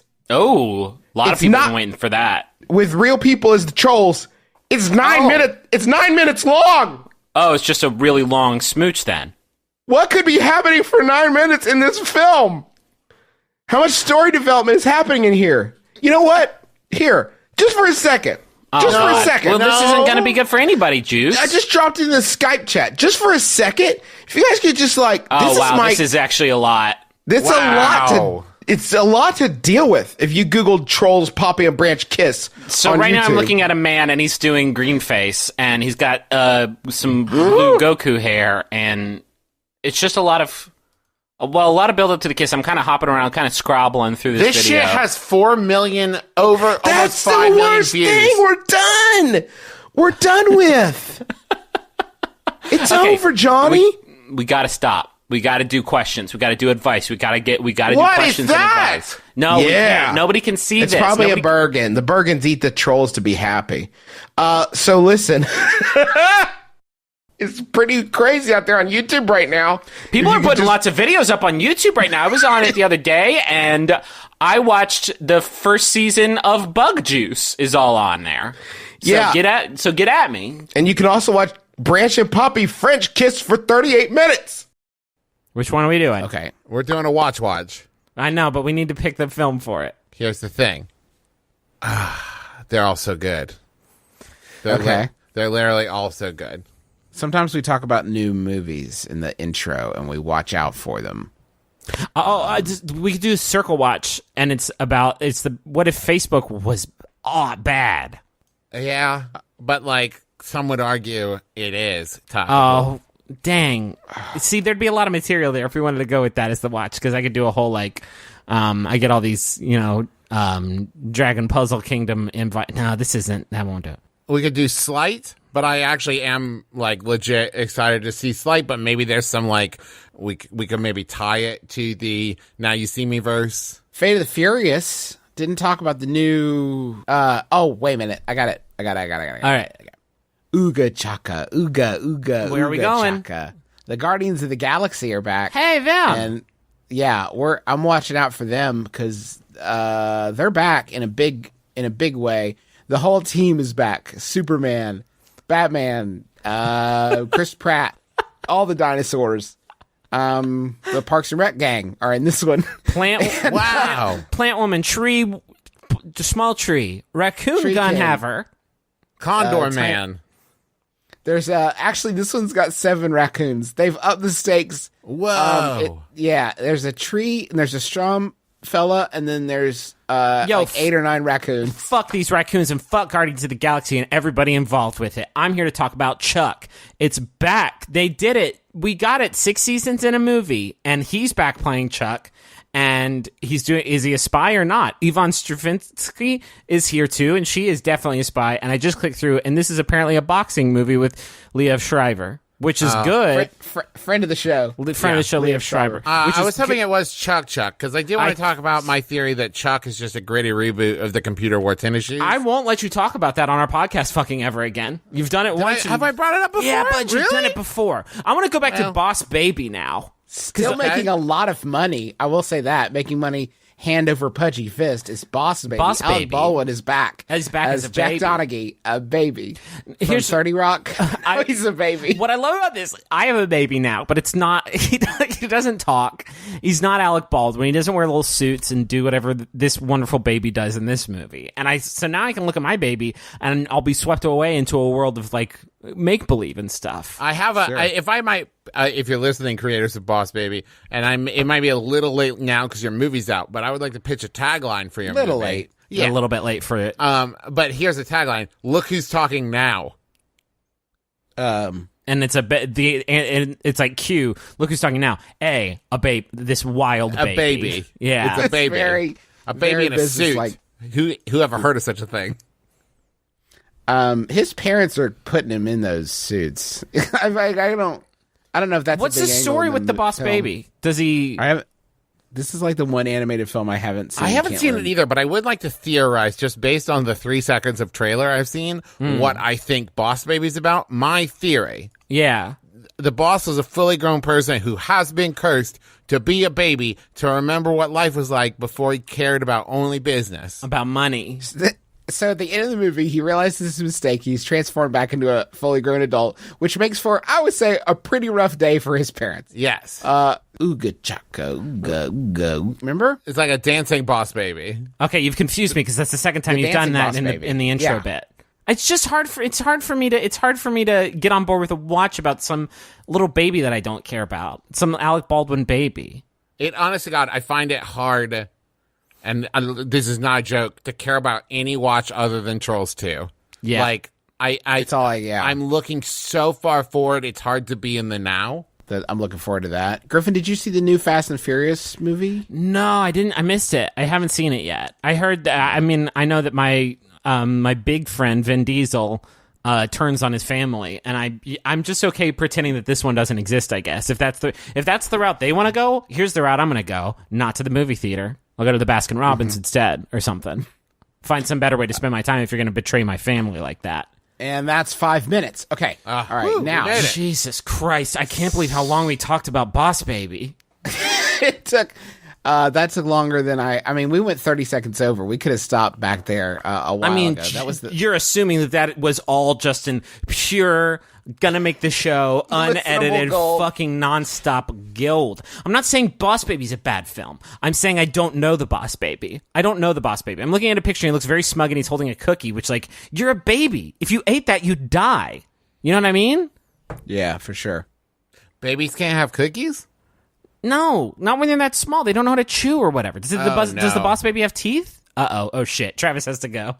I'll be right back. He has some chips. I'll just text my wife. It'll be fine. Now, folks, I'm going to try to keep this brief, but the reviews are in. Captain Underpants is a hit. Hey, guys. Boxers or briefs? Is More my like question. Boxer Office Smash. Is that anything? That's something. Something. Hey, listen, it's a watch. It's what's Captain going on Underpants, under the first those ever movie watch. pants? His penis never comes out the whole movie. Don't even worry about it. Ooh, I had to Google that to make sure before I took all my kids to it. Travis, let me ask you a question. Uh-huh. When you were making your fantasy cast list on IMDb for Captain Underpants, who did you envision? Who would be your dream get for Professor Poopy Pants? Myself? Close. Nick Kroll takes on the notoriously dirty drawers as Professor Poopy Pants. Kevin Hart is back as George Beard. Thomas Middleditch. In a reprise role. It's the first one of the Captain Underpants movies, but it's the second time Kevin Hart has played a Captain Underpants role in a film. Right. Justin, who plays Professor Poopy Pants' sidekick, Sid Mark? That's Mark Paul Gosselaar. Weird. With a dramatic turn. Captain Underpants is about two children who hypnotize a bad man into thinking he's a superhero who wears his underpants everywhere. Can I say this because the problem is he didn't have a living will. And I want to get out in front of this now on this podcast. If you're a kid, don't fucking turn me into Captain Underpants if I cross you. Don't do it.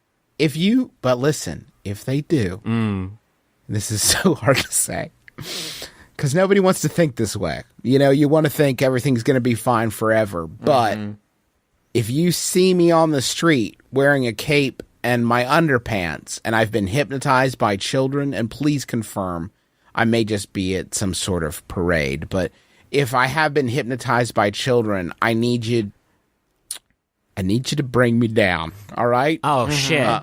Yeah. You're saying we have legal and this podcast counts, like we can get this episode notarized or whatever, but you're saying if children hypnotize you, Justin, into becoming an underwear crime fighter, Travis and I, in order to sort of save your dignity, your legacy, sort of your whole brand, we can legally kill you. Yeah, not just can legally kill me. Must. You do not have the legal right to kill me. You have the moral obligation. And that'll hold up in court. So just to clarify, we could be talking about Wonder Woman, a movie that I am legitimately very excited to see. And as soon as I figure out how to do so, while also having a 7-month old child, stack them up to stack the two of you up in a trench coat. Okay, so we could be talking about that, but instead, we are talking about morally being obligated to euthanize our brother in the event that he's in underpants. Travis, you've used the term euthanize as if Justin will just lay down and accept his fate. You're gonna have to nothing. You're gonna have to kill me. Yeah. And listen, I'm gonna be a superhero. Okay, it's gonna be tough. I will see Captain Underpants before I see Wonder Woman. Confront a film that. I would like to now. see, and I'm confronting it here with you. Now, I will say this. The tomato meter's looking good, 86%. Really? It's a zesty ragu. I'm going to enjoy this particular marinara for sure. But it is not going to star America's favorite Amazon. I'll be catching that on DVD. Wonder Woman, get at me. I will check you in September. Thank you for all you've done for our nation. Justin, J-Bones, can you make me a promise? G-Money, hit it. When you do fall into our trap after you have been hypnotized by the children into becoming the underwear man, and we catch you in the trap and we do kill you, can you promise me that there will not be one last moment of lucidity there at the end where you thank us before dying and you're regular Justin in that moment? Because I'm thinking about it, Justin. That's going to be too hard for me to handle. I've just killed my underwear superhero brother. I don't need him turning back into Justin there at the end. Like, you've set me free. You know what I mean? Like, if you do have that moment of lucidity, I need you to keep pretending that you're the underwear man just so I don't have to deal with those demons. What if my voice sounds different? You'll know what's up. No, I'm sorry, Griffin. I have to say, Justin, don't make eye contact with Griffin in that moment, but do make eye contact with me because I want to know that I freed you and you also appreciate it. I need to know that you appreciate how hard it was for me to kill you in your final moments. Let me get another one in here. The children have just done the spell to you, and the transformation has begun. At what point in the transformation can Travis and I sort of go safety off, free fire? Is it like a Walking Dead situation where if you are bitten, you're done, you're meat already, and so we should just? Or do you think you might be able to fight off the kid's spell? Well, it's further complicated by the fact that if they're just fucking with me, go ahead and take the shot. If you've got the shot, take the shot. Okay. If the kids are fucking with me. If there is an evil that I have to confront and subdue, let me just do it, okay? I'll do the evil. I'll fight the evil. But then the moment that you take the shot, okay? I need you to promise. I promise. I'll kill you in your underwear. Man. I will hire Bradley Cooper to kill you in your underwear. Yeah, he'll help out definitely. I mean, I would like a little Bradley Cooper buffer betwixt me and my brother. And you know what? Listen, I don't know Bradley that well. We've only chatted online a couple times, but I'm pretty sure like he's probably been asked to do this kind of thing before. No, dude's yoked. Like he could fucking kill. Definitely. Yeah. Hey, great news, guys. I Googled Mark Paul Gosselaar. His Twitter account is just MPG. Well done. Wow, early adopter. Great get. Got in there. It's coming in hot, folks. I'm sure you've seen it blowing up the TVs and your mobile devices. It's finally almost here. So close now. Thor Ragnarok. This is a Thor Ragnarok watch. Just checking the buzz. Checking out all the buzz around Thor Ragnarok. Finger on the pulse of this hot body of Thor. Now, boys, I'm so excited to talk about this because I got to see a special preview screener 2 days ago. Oh, great. How's my huge friend doing, Thor? Well, he's doing good. And let me tell you, lean in close. Here are some special insights I can give you. 1, he's dreamy. Yes. 2, he's creamy. He's creamy. They have really leaned into Thor, the broiest Avenger. Yeah, absolutely. In a good way. In a good way.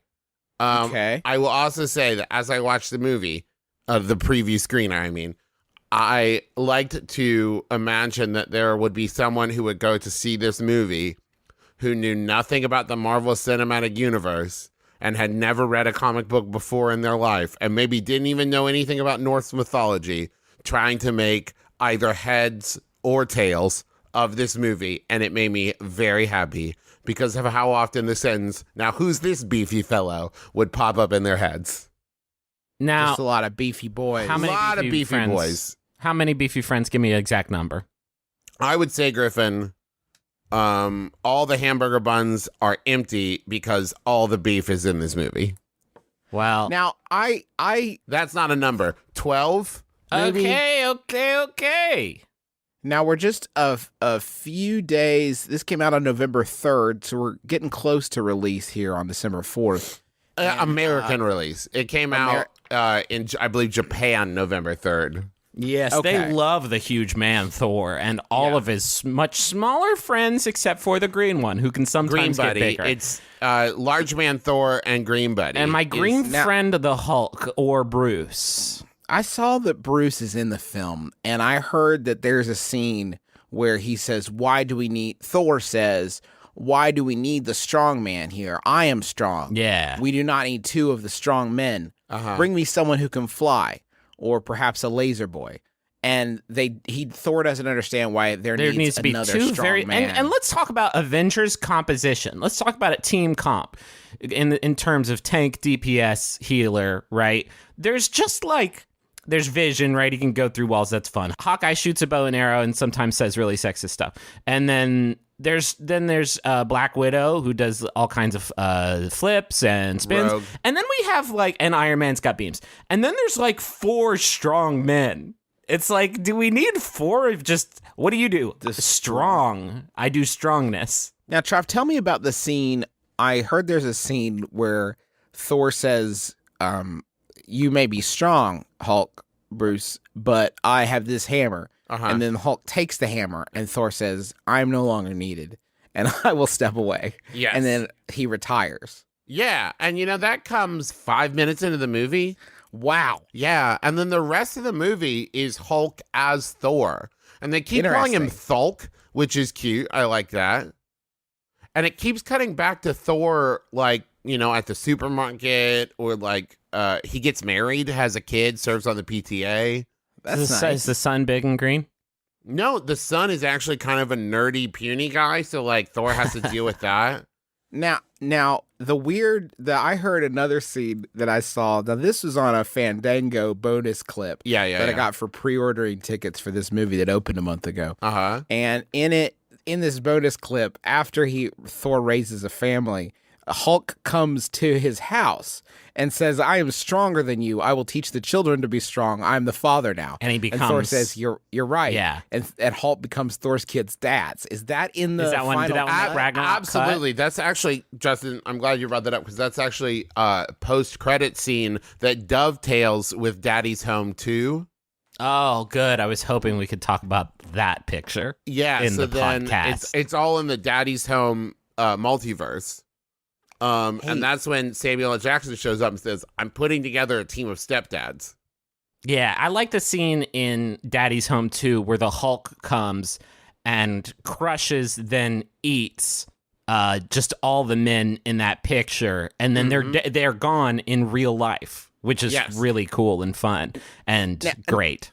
Now, does Thor Ragnarok include the scene where John Lithgow shows up on the first day of Daddy's Home 2 filming and sees that the other new daddy is Mel Gibson, and there's 15 minutes of him just are we sure? You sure about that? You sure This is him? actually This interesting. one.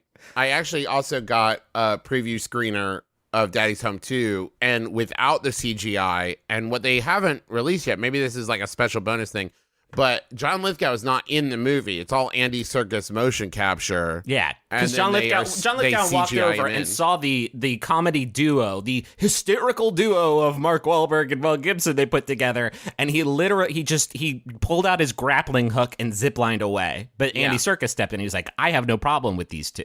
So Andy Serkis is John Lithgow. Loves Mel Gibson. Big. They've already Gibson paid fan. him. Yeah. Now, I heard there's a scene in 3 Billboards outside Ebbing, Missouri, where the Hulk comes and takes the 3 billboards and says, now there's no more need for your movie. Yeah. I will take these to mine. Keeps doing it. And so Frances McDormand's like, well, I retire. Well, actually, what happens, Justin? The billboards are gone in her movie, so she closes her movie, and Hulk puts the 3 billboards into Hulk Ragnarok, a Thor picture. You must have seen a previous version. Maybe that was like 1.0, because in the version I saw, Thor goes to grab the billboards, and Frances McDormand says, no. And Hulk goes, well, I bow to your wisdom. Thank you so much for everything you've done. You're amazing. And then she kills and eats Hulk and becomes Hulk. Yes. Now, I heard there's... Justin heard about it. Justin's just seen all the scenes, and so let's just sit back and watch him do his thing. It's a spoiler. At this, I feel like so much of it has been spoiled. But I heard that Hulk does jump into the Orient Express and says, I have the final solution. The butler conducted the crime. And Poirot's like, there's no butler. And Hulk's like, I said the butler committed the crime. You may put your train back into the station. Your film is no longer and then needed. He eats the whole train. He does eat the whole train. Which is also how Snowpiercer ended, with just the train starts up again, and then it goes right into Hulk's big mouth and open belly. Yep. That's all accurate. That all happens. Is the and scene what's in the weird movie where Hulk finally gets his reward of getting a Coca-Cola, and then the Ant-Man shows up and steals his fucking Coca-Cola, that piece of shit Ant-Man. There's also a prolonged scene in which Hulk walks around naked, and I wish this was a joke, and it makes me, for the first time, have to erect. It forces me to think about Hulk's genitalia in a way that the first time, bud. The first time, bud. As if the first time fucking Stanley was like, eureka, my catchphrase, I've got it. The man turns big and green. And instantly we heard that conceit and we're like, dick too, though, right? Stanley? No, actually, I have concrete proof. So, okay, the Hulk, Bruce Banner transforms into the Hulk. Imagine the classic image. What you see is pants that have been torn, usually from the mid-thigh to knee down, right? But after the transformation into Hulk and back into Bruce Banner, those pants have been torn. The crotch of the pants is never destroyed. So we have to assume that Hulk gets huge muscles, but just a regular human penis. But Bruce's penis is probably pretty good. He's already had pants sized to his penis that the Hulk does not destroy. Actually, when he's Bruce, he has the Hulk's penis, and when he's the Hulk, he has Bruce's penis. It's a weird sort of mix around. Now, I heard that I saw one more deleted scene. Where the Hulk goes into Lady Bird and says, I'm not aware of what this film is or is about, but I've heard good things, so I'll take it for my own. And then he goes into The Shape of Water and is like, I don't know, teardrops, lakes, an ocean. Anyway, your movie is over too. And the Hulk takes all the water. So what you're suggesting, Justin, is that what you've seen is a cut of the movie that is a very last action hero. Hulk is a film walker. He just claims movies as his own. Now, I did Swede a lot of this. So a lot of this is sort of Sweded stuff from my own studio here at the house. I saw a scene in A Bad Mom's Christmas. And the Ant-Man, and by scene, I mean the whole movie. Ant-Man's in the whole thing. You just can't see him. He's really small. He's like a speck of dust just floating around, landing on Mila Kunis's nose, but you don't see him. But if you turn up the audio all the way, blow out your speakers, you can hear Paul Rudd doing his comedy. Oh, that's fun. Yeah, he's in most movies the whole time, just very small, and you can't tell. But he's in very small. To be fair, though, Paul Rudd is just in most movies. This is true. And it's very confusing because he's also in it as Ant-Man. Yeah. Well, that's the thing is he's always been Ant-Man in movies. It's just pre-getting the suit and post-getting the suit. Sure. Oh, boys, I'm so excited. Why are you excited? Because it's Avengers Infinity War watch. Infinity Watch? Let's go with Infinity Watch. Yes. We watched Avengers Infinity War watch at midnight in Detroit and right after a live show because we felt like we'd fucking earned it. And boy, that was a late one, but I sure enjoyed seeing all the Avengers get back together to fight off the big bad one, who was, I think, a demon. And it was very late, and I loved seeing Fireman do his stunts. Yeah. I will say just a brief spoiler. I think my favorite thing was watching all those beefy bros hugging. Yes. I love to see those beefy bros together. You saw Beef Boys who, to this point, have existed in their own movies, and Stan Lee and his beautiful mind made them all get together and hug in the same movie. And I said, so good. I said yes. Yeah, I said yes too. Griffin and I were watching it for the first time in that theater, and we both kept saying yes, sort of over and over and over again. Yes. Good hugs. I think that my favorite moment in the movie, once again, spoilers, is when Star-Lord and Tony Stark just stop what they're doing and make out so hard. They kiss each other really hard on the mouth, and for a long time, and then they stop and they say like, "Now we're forever bros." Yeah, I remember saying yes out loud on that one. Yes. Ant-Man was there. A lot of buzz talking about how he wasn't, but he was just so very small. He's actually in the entire movie. He punched the space demon so hard that I thought I was gonna nut. I lost it. I said yes like 3 times in a row. Did you guys, when Space Grimace stopped the movie and he yelled at our projectionist and called him by name? Yeah. He said, "Derek, stop the movie." And then he sat on a stump that he had recently sawed down himself. So there's 15 minutes of him sawing this tree down, right? Yes, I remember. And I'm like 7.5 minutes in thinking, is this hard? And it was, because he sat down and he ate about 7 bananas, and the sequence took about 20 minutes. Yeah, and I get it that he's very, just the caloric intake it would take to power a Titan like him. In his defense, he said there's probably an infinity gem in one of these bananas, and I'm going to find it the old-fashioned way. Yeah, and he was right. There it was, the tropical gem. But all your favorites were in this one: Iron Man, Spider-Man, Swing Lad, the Animaniacs, Crash Bandicoot, Marco Rubio. Yeah. They all got together for the Rick or Morty, whichever one is the scientist. Yeah, haven't seen it. I liked the part where they revealed that Stan Lee was actually the world's greatest hero, and he had just been like stepping between dimensions. That was a pretty huge reveal, because this whole time you're like, oh, it's nice of them to put in some cameos for old Stan Lee, but then they're like, no, actually he's Shazam. He played Batman in this one. It felt masturbatory a little bit. He's like, well, this is my movie, so I'm going to save it. And he does. It felt a little masturbatory, but it might just be that way because he masturbated in one scene. There was that one scene where he masturbated real hard. Real good. And also then he pulled out the book that he was writing the movie in as the movie was happening, and he wrote down "Stan Lee masturbates," and then he did it. Do you think Stan Lee's an older fella, probably doesn't leave his house much? I know that he's a nonagenarian, I believe. But they want him to film all this jazz. If it was me, I'd never leave my house. Do you think Stan Lee has a green screen room in his home that they just like come and load in like half a school bus or like a DJ table or an electric chair, if you remember that one? Little known fact, Andy Serkis plays Stan Lee in all the Marvel movies. A lot of them. But all your friends are here. You're going to see a lot of familiar faces, like Scarlet Witch, Bonkers from the TV show Bonkers. You're totally gonna nuts. See, I said Toxic Avengers. Toxic Avenger. I think I said Marco Rubio. I'm in it. Big Bad Beetleborgs. And they line up and one by one punch the demon. Yeah.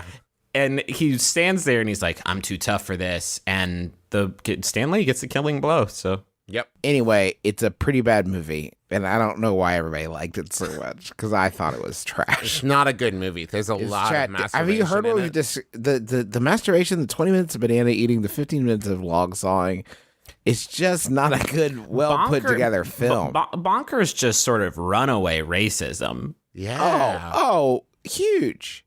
Huge, big racism. I also found it weird that they it seems like every superhero like had a bathroom break in the movie.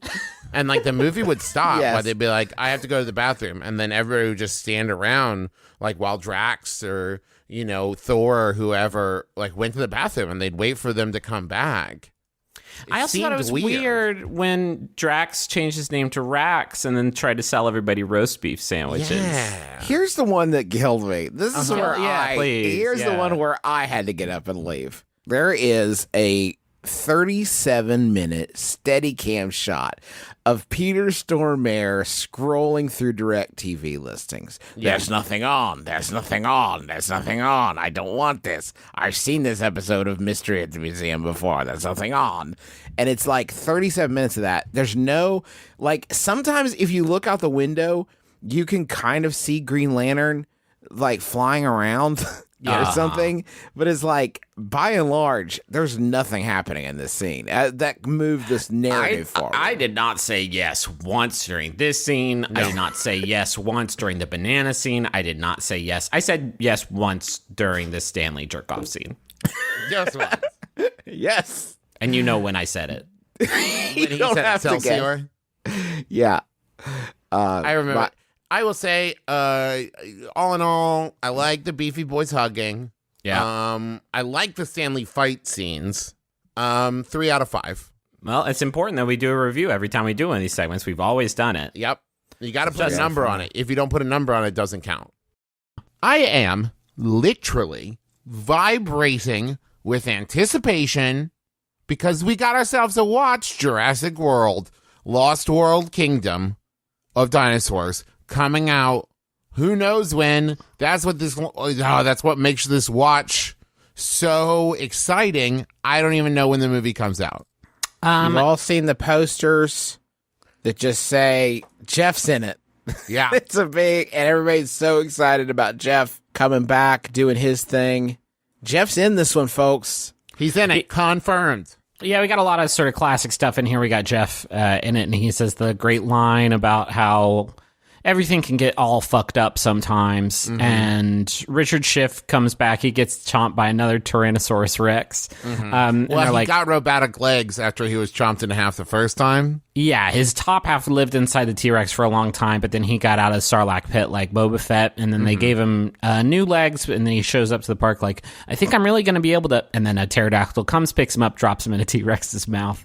Yeah. And it's supposed to be funny, I guess, that he dies. So Jeff wasn't in the first one. Wasn't in the first Jurassic World. It's hard to say because there was a lot of jungle in there. And there was a lot of wide shots. He might have been hiding in the forest, living his new life. Jeff wasn't in that one. Jeff's in 2. Mm-hmm. Jeff's in Jurassic World. It done fell back. But the thing that I found out today, Jeff is also the tutorial voice in Jurassic World Evolution, the video game, as Dr. Ian Malcolm. Mm-hmm. Okay. So he just reignited the passion for the role, I guess, and is willing to just do it. Jurassic World brand toilet paper is very good. Take it from me. Life finds a way. And so does Dookie. Probably doing a commercial for it. Yeah. Hi, I'm popular actor Jeff Goldblum from Apartments.com. If you have to lay an egg... And then he looks at the camera for a minute straight, and then that's the end of the commercial. He says, if you have to lay an egg, and then he slowly lifts up the TP. Here's the thing. I think what happened was he did that Thor movie. He did the Thor movie, and he was like, you know what? I like being in these big movies. I missed being in the movies. These Apartment.com ads are very good, and I am making a good amount of money. Jeff Goldblum plays a character called Brad Bellflower in the Apartments.com ads, and we were watching one. This campaign has been ongoing for several years now. We were watching one, and City said, why does it say his name is Brad? I said, well, and she said, I thought he was just playing Jeff Goldblum. And I said, you thought he was just playing Jeff Goldblum, popular actor, showing people how to find the best apartments for them? Is that something you would trust Jeff Goldblum to do? And the answer, of course, is yes. Yeah, that's sure. Fair. In a heartbeat. Yeah, that's fair because the Trivago guy isn't playing himself, I assume. No, that's not true. His name's David Trivago. Oh. Yeah. Can I tell you, I got 2 theories about Jurassic World, Lost World. You don't want to talk about Trivago guy? No, my theory number 1 is he's in it as Trivago guy. I don't like how when you search for any hotel accommodations on Trivago, the first result is always my guest room. And it's a picture of the Trivago guy trying to get you to stay at his crib. The picture of the bed has him lying in the bed, kind of like head up on one hand, on his elbow kind of thing. Harris tassel as if you just awoken him from a nap. And there's a big paragraph in there about how he lost all his shirts in a fire, and that's why he's not wearing any of them in any of the pics. It's weird. It's so strange. But it is a good way to demonstrate the size of the bed, to give me some sort of context. My house is 4 Trivago guys tall. Yeah, and right? there is plenty of room for you to stretch out in my 1.5 Trivago guy-sized bed. Here's my theory about the Jurassic World Lost World. 1, they're finally going to show the dinosaurs in this one. This one is going to have them. Been waiting. I think we're finally going to see them. Unfair that Richard Schiff got chopped in half off screen. Yes. I needed to see that to finish. I have to. Number 2, my theory is at the end, it's going to pull back, the camera pulls back, and all of that was inside a dome with super intelligent dinosaurs looking in and saying, like, yes, our experiment to breed extinct humans is going very well. Yeah, end of phase 1. On to phase 2. Yes. Let's get Chris Pratt up here. Let's get him nude. Your thing would make more sense, Uh-huh. I think, Travis. Your thing would be more logical if the humans were the animals in this world. Mm-hmm. It would make more sense than the fact that they did the park again. They did it again. They did it again. You know how in the first one, Jeff is like, this is so whack. And everybody's like, hey, Jeff, can you calm down? We're just really excited to see dinosaurs. And I think at that point, even the audience is like, hey, don't listen to him. I really want to see a dinosaur. And then when everybody starts getting eaten, he's like, must go faster. Like he's like, yeah, I told you so. Wouldn't it be rad? I haven't seen the film. Wouldn't it be rad in this one if he's like super jazzed about it? Like just like My old friends, dinosaurs. are you shitting me? Hell yeah. I'm so stoked. Who wouldn't want to see a fucking dinosaur? This is incredible. This is amazing. The claws, the teeth. He sees a big pile of dookie. He's like, that's a lot of shit. I love it. I like it this I'm time. very excited. I'm your sweet baby brother in 30... Oh, he got me. Oh, no. Shoot. Oh, Griffins. Blood and guts are everywhere. Bang, he got me. Shoot. The Predator got me. It's the Predator Watch 2018. Griffin, can I ask you a question? Did you see it coming? I did not. I did. I had on the thermal goggles that I can use to see the Predator when he comes towards me. But the problem is he had just went to the Cold Stone Creamery and had a gotta need it, and he cooled his body way down. So he was essentially invisible in every respect, and then he got me with his arm swords, and he got me from butt to cheek. But to like head cheek, and he cut me all the way open half-wise. Dancing cheek to cheek. Yep. Folks, as you've almost certainly guessed, we got a Predator watch on our hands. After thinking that the Predator was gone, he's back on this one, and he is not pleased. Okay? Let's put it that way. He is not excited. Take it from me, you're gonna want to catch this Predator. Oh, yes. Folks, the Predator is not happy. He has been out of the game for a while, but he is back in full force in The Predator, a 2018 film coming out this year. Yes. I believe. Griffin, a lot of people are buzzing about Glover. This new Predator stars a gentleman whose name is Boyd Holbrook, and he looks like a, tall glass of water. And he will be playing sort of the Predator. He's the Predator, the one who predates the Predator, but he's playing sort of the Arnold archetype. The Predator progenitor. The Predator hunter. Still wrong. The Predator consumer.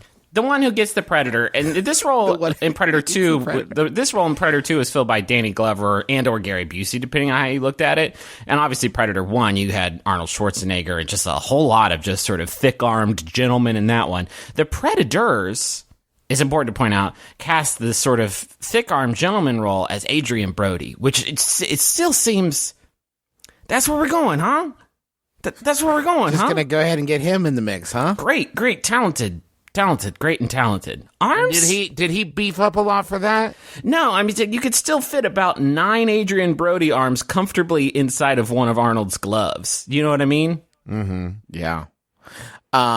Here's 2 real names of characters in The Predator. Quinn McKenna and Nebraska Williams. Oh, I like that. Good. Very good. I like here's that. Here's some more names of characters. Casey Brackett, Traeger, Baxley, Lynch, Nettles, Keys, Dupree, Sapir, Coyle. They're just a lot of them like that. I've never seen any Predator movies.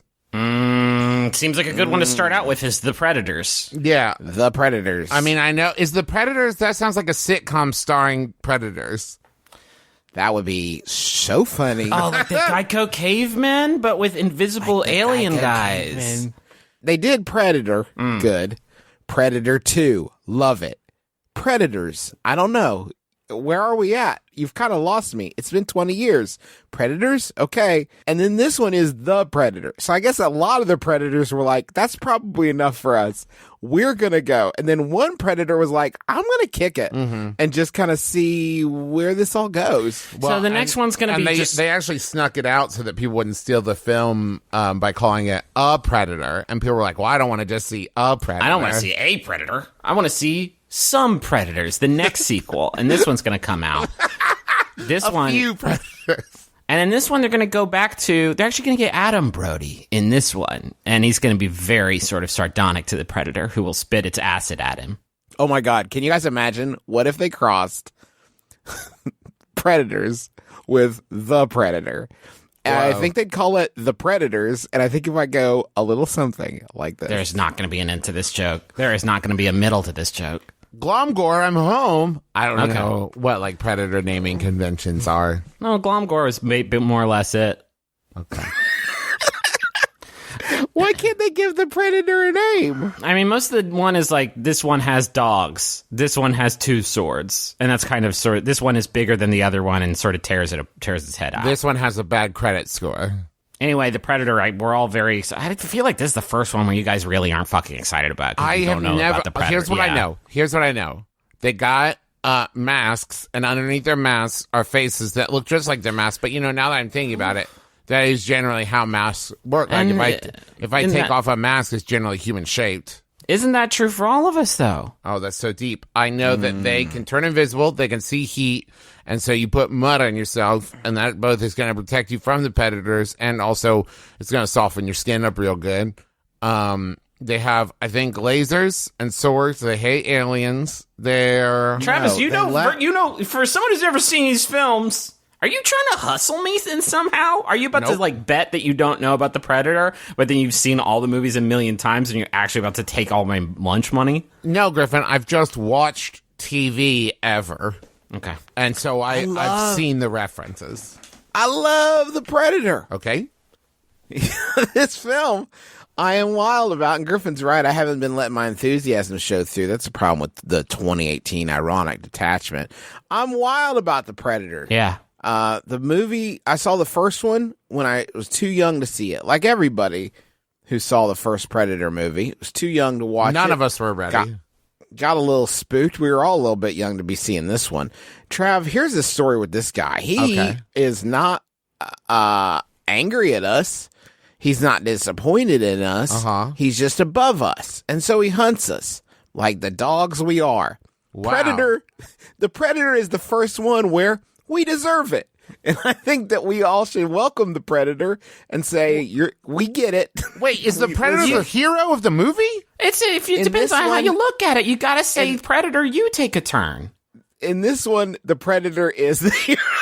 He is finally standing up to humanity, right? In a way that no one else has the guts to. He's finally putting us in our place. Well, think about how many movies there have been where human beings like eat a burger or have a steak or whatever, and we're all fine with that. So why do we have such a problem with the Predator hunting us? You know what I mean? We're hunting cows. Can I tell you what happens at the end of Predator 2? Of course you can, because Justin. it's like one of my favorite things. So, Predator 2 is about Danny Glover being hunted by Predator, right? And Danny Glover turns the table and manages to kill to kill the Predator, right? And then other Predators show up, and they're like, "Oh shit, nice!" And they give Danny Glover an old gun because he did such a good job. Yeah. They give Danny Glover an old gun because he did such a good job.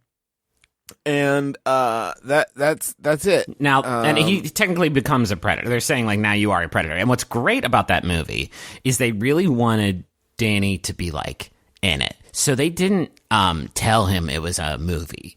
So when they shot that scene, Danny Glover got really scared, but he was like, no, I'm going to fucking fight back. And they just, like, recorded it and let the camera roll. It was very real and very visceral, and he killed the actor playing the Predator. Mm-hmm. And then the other Predators came in and were like, you're the Predator now. And so now, like, Danny Glover, he'll show up to set on, like, Angels in the Outfield and be like, how you doing? And he's like, pretty good, just keeping an eye out for Predator work because I'm not the Predator, but I am a Predator. And so I will shoot all the aliens I see. I hate them so much. I didn't finish my story. Okay. The gun that Danny Glover is given by a Predator was given to that Predator 300 years ago by a pirate. Wait. Because yes, that's right. This old Predator made a pirate friend. The pirate friend gave the Predator a gun, and then the Predator was so impressed with Danny Glover that he gave him his old pirate gun. Okay, wait. What? That is not addressed in the film whatsoever. It's handled in the backstory of the comics, but it's true and amazing. So Jack Sparrow gave this Predator a gun. That's it. Whoa! Hey, folks, America's favorite super spy is back at it again. That's right.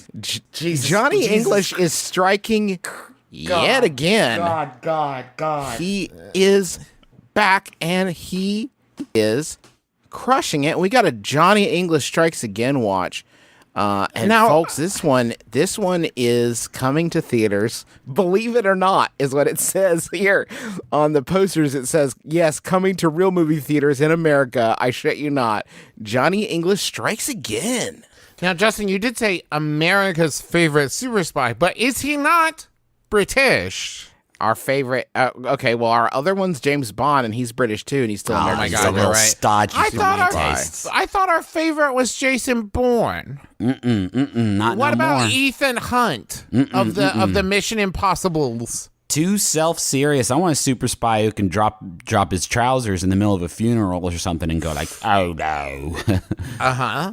Now, is Johnny English still, because he's a bit of a bumbly goofus, is he still effective as a spy? It's been a while since I've seen the franchise. No. You remember when the neurotoxin got deployed all over Earth and everyone? That was Johnny. He really dropped the poison ball on that one. Mm-hmm. Folks, the critics are loving this flick. Nell Minow with RogerEbert.com says the film runs out of ideas so quickly that Atkinson literally resorts to dropping his pants to get a laugh from his saggy bare bottom. Okay, cool. We've done it. I've written Johnny English 3. Fantastic. Corey Coleman from Double Toasted says, man, I've seen the whole Johnny English trilogy and I literally don't remember a goddamn thing about it. All right, so we're getting there. Thank you, Corey Coleman, for that. Todd Jorgensen from Cinema Log says Rowan Atkinson reprises his third or fourth best character in this uninspired sequel. Justin, just so you know, with that third review, you made me sad. It was all Johnny English jokes left and right, but then you reminded me that he has some characters that I've really loved over time. But those characters are dead, and Johnny English still doing great. Johnny English killed them. So striking again. So Rowan's back. The critics are raving in one direction. They are raving in a certain chorus, not a positive rave. People can rave angrily. Yeah. Maybe they dislike the movie so much they needed to go take some Molly and dance with glow sticks. Yes. Is it too late to do a Goosebumps 2 watch? Can we just say we bought a ticket for Johnny English and then halfway through snuck into Goosebumps 2? It goes Goosebumps 2. Do y'all get the feeling like maybe Jack Black isn't in this one a lot? I feel like maybe he's in it for a few minutes. That is my guess. I have no reason to think Wait, that. is this the one with the gears in the walls or clocks in the walls, or is that a different Jack Black movie? The clock with the gears and the cars and the walls. There's so much shit in my walls. I need Jack Black to get in here and get all this stuff out of my fucking walls. That's an unofficial sequel to Goosebumps 1. The official that is also in movie theaters. The official sequel to Goosebumps 1, Goosebumps 2, Haunted Halloween, is here, and it's just a bit redundant. It's a bit redundant. I still can't get over the fact that we've got a movie where Jack Black plays R.L. Stine. Do you think R.L. Stine was brought on set to be like, that ain't me. That ain't That's me. not how I do it. So make sure you get out to the local cinema. There's a lot of Halloween movies, including the 7th movie called Halloween about Michael Myers. He's back. Mike Myers is back? Mike Myers is back as Michael Myers. Halloween, baby. It's about time. Yeah. It's so been you right think you'd there. go- I can't believe they didn't grab it. You think you go Austin Powers with it? Because I was thinking Love Guru for sure. What if in the new Halloween movie Michael Myers wore a Mike Myers mask and it's just an Austin Powers mask turned upside down and spray painted white? I bet that would be like just Wait, turned upside down? Wait, upside not down? inside out, but just upside down. Oh, that's Did I say cool. upside down? Oh, shit. That looks like the Love Guru, but on the ceiling. Oh, no. Oh, Run. no. Oh no, he's crawling across it like a creature from The Grudge. I hate it. I hate this. But it's so funny. But it makes me laugh so hard. God, it's funny. I do miss But also, him. it's so good. Mr. Bean was good. Okay. Folks, check your calendar. I'm sure it's probably beeping, and it's like you're like, "What did I set it for?" And it's because it's time for a Fantastic Beasts: The Crimes of Grindelwald watch. That's right. It's Grindelwald. Grindelwald is here, folks. Can I tell you the weird thing, Justin? My calendar is beeping, but it's a paper wall calendar. Yeah. It must have one of Grindelwald's wild enchantments on it. Yes, it must be a Grindelwald creation. I love it. Johnny Depp was like, I'll only play a character named Grindelwald because that's what I am, IRL fam.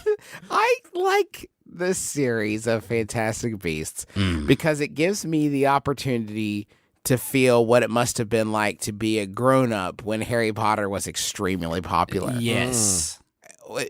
They're all wizards and witches, and it's all Wait, nonsense. what's happening to me? now? What is this? They Who managed is these guys? They Grindelwald?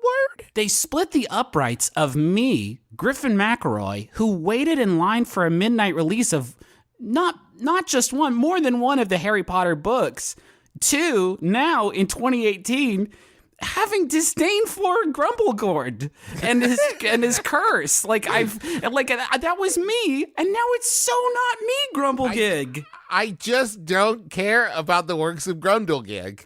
Now what's let's- his deal? What's he doing? And also, where's a little love for the mediocre beasts? You know what I mean? All your favorites are not here. None of your I misspoke. None of your favorites are here. Nobody knows the names of any of the characters. Nobody cares about this franchise, and yet it continues to trundle along. I'm sure making buckets of cash. I just don't know who's... Justin, now I do want to say there are some Harry Potter series favorites in this one. I'm pretty sure that Lord Voldemort, and I know that's taboo, but I'm not afraid of him anymore because I saw Harry Potter kick his ass. He's in it, I think, somewhere. Looking forward to it. Got my tickets for release day, which I don't know what that is or what it is. I just want to know, where are these... All these people are so worried about their beautiful beasts, and I just want to know, what are you all doing to preserve the life of Lily and James Potter? Because we have a chance, folks. We have one opportunity.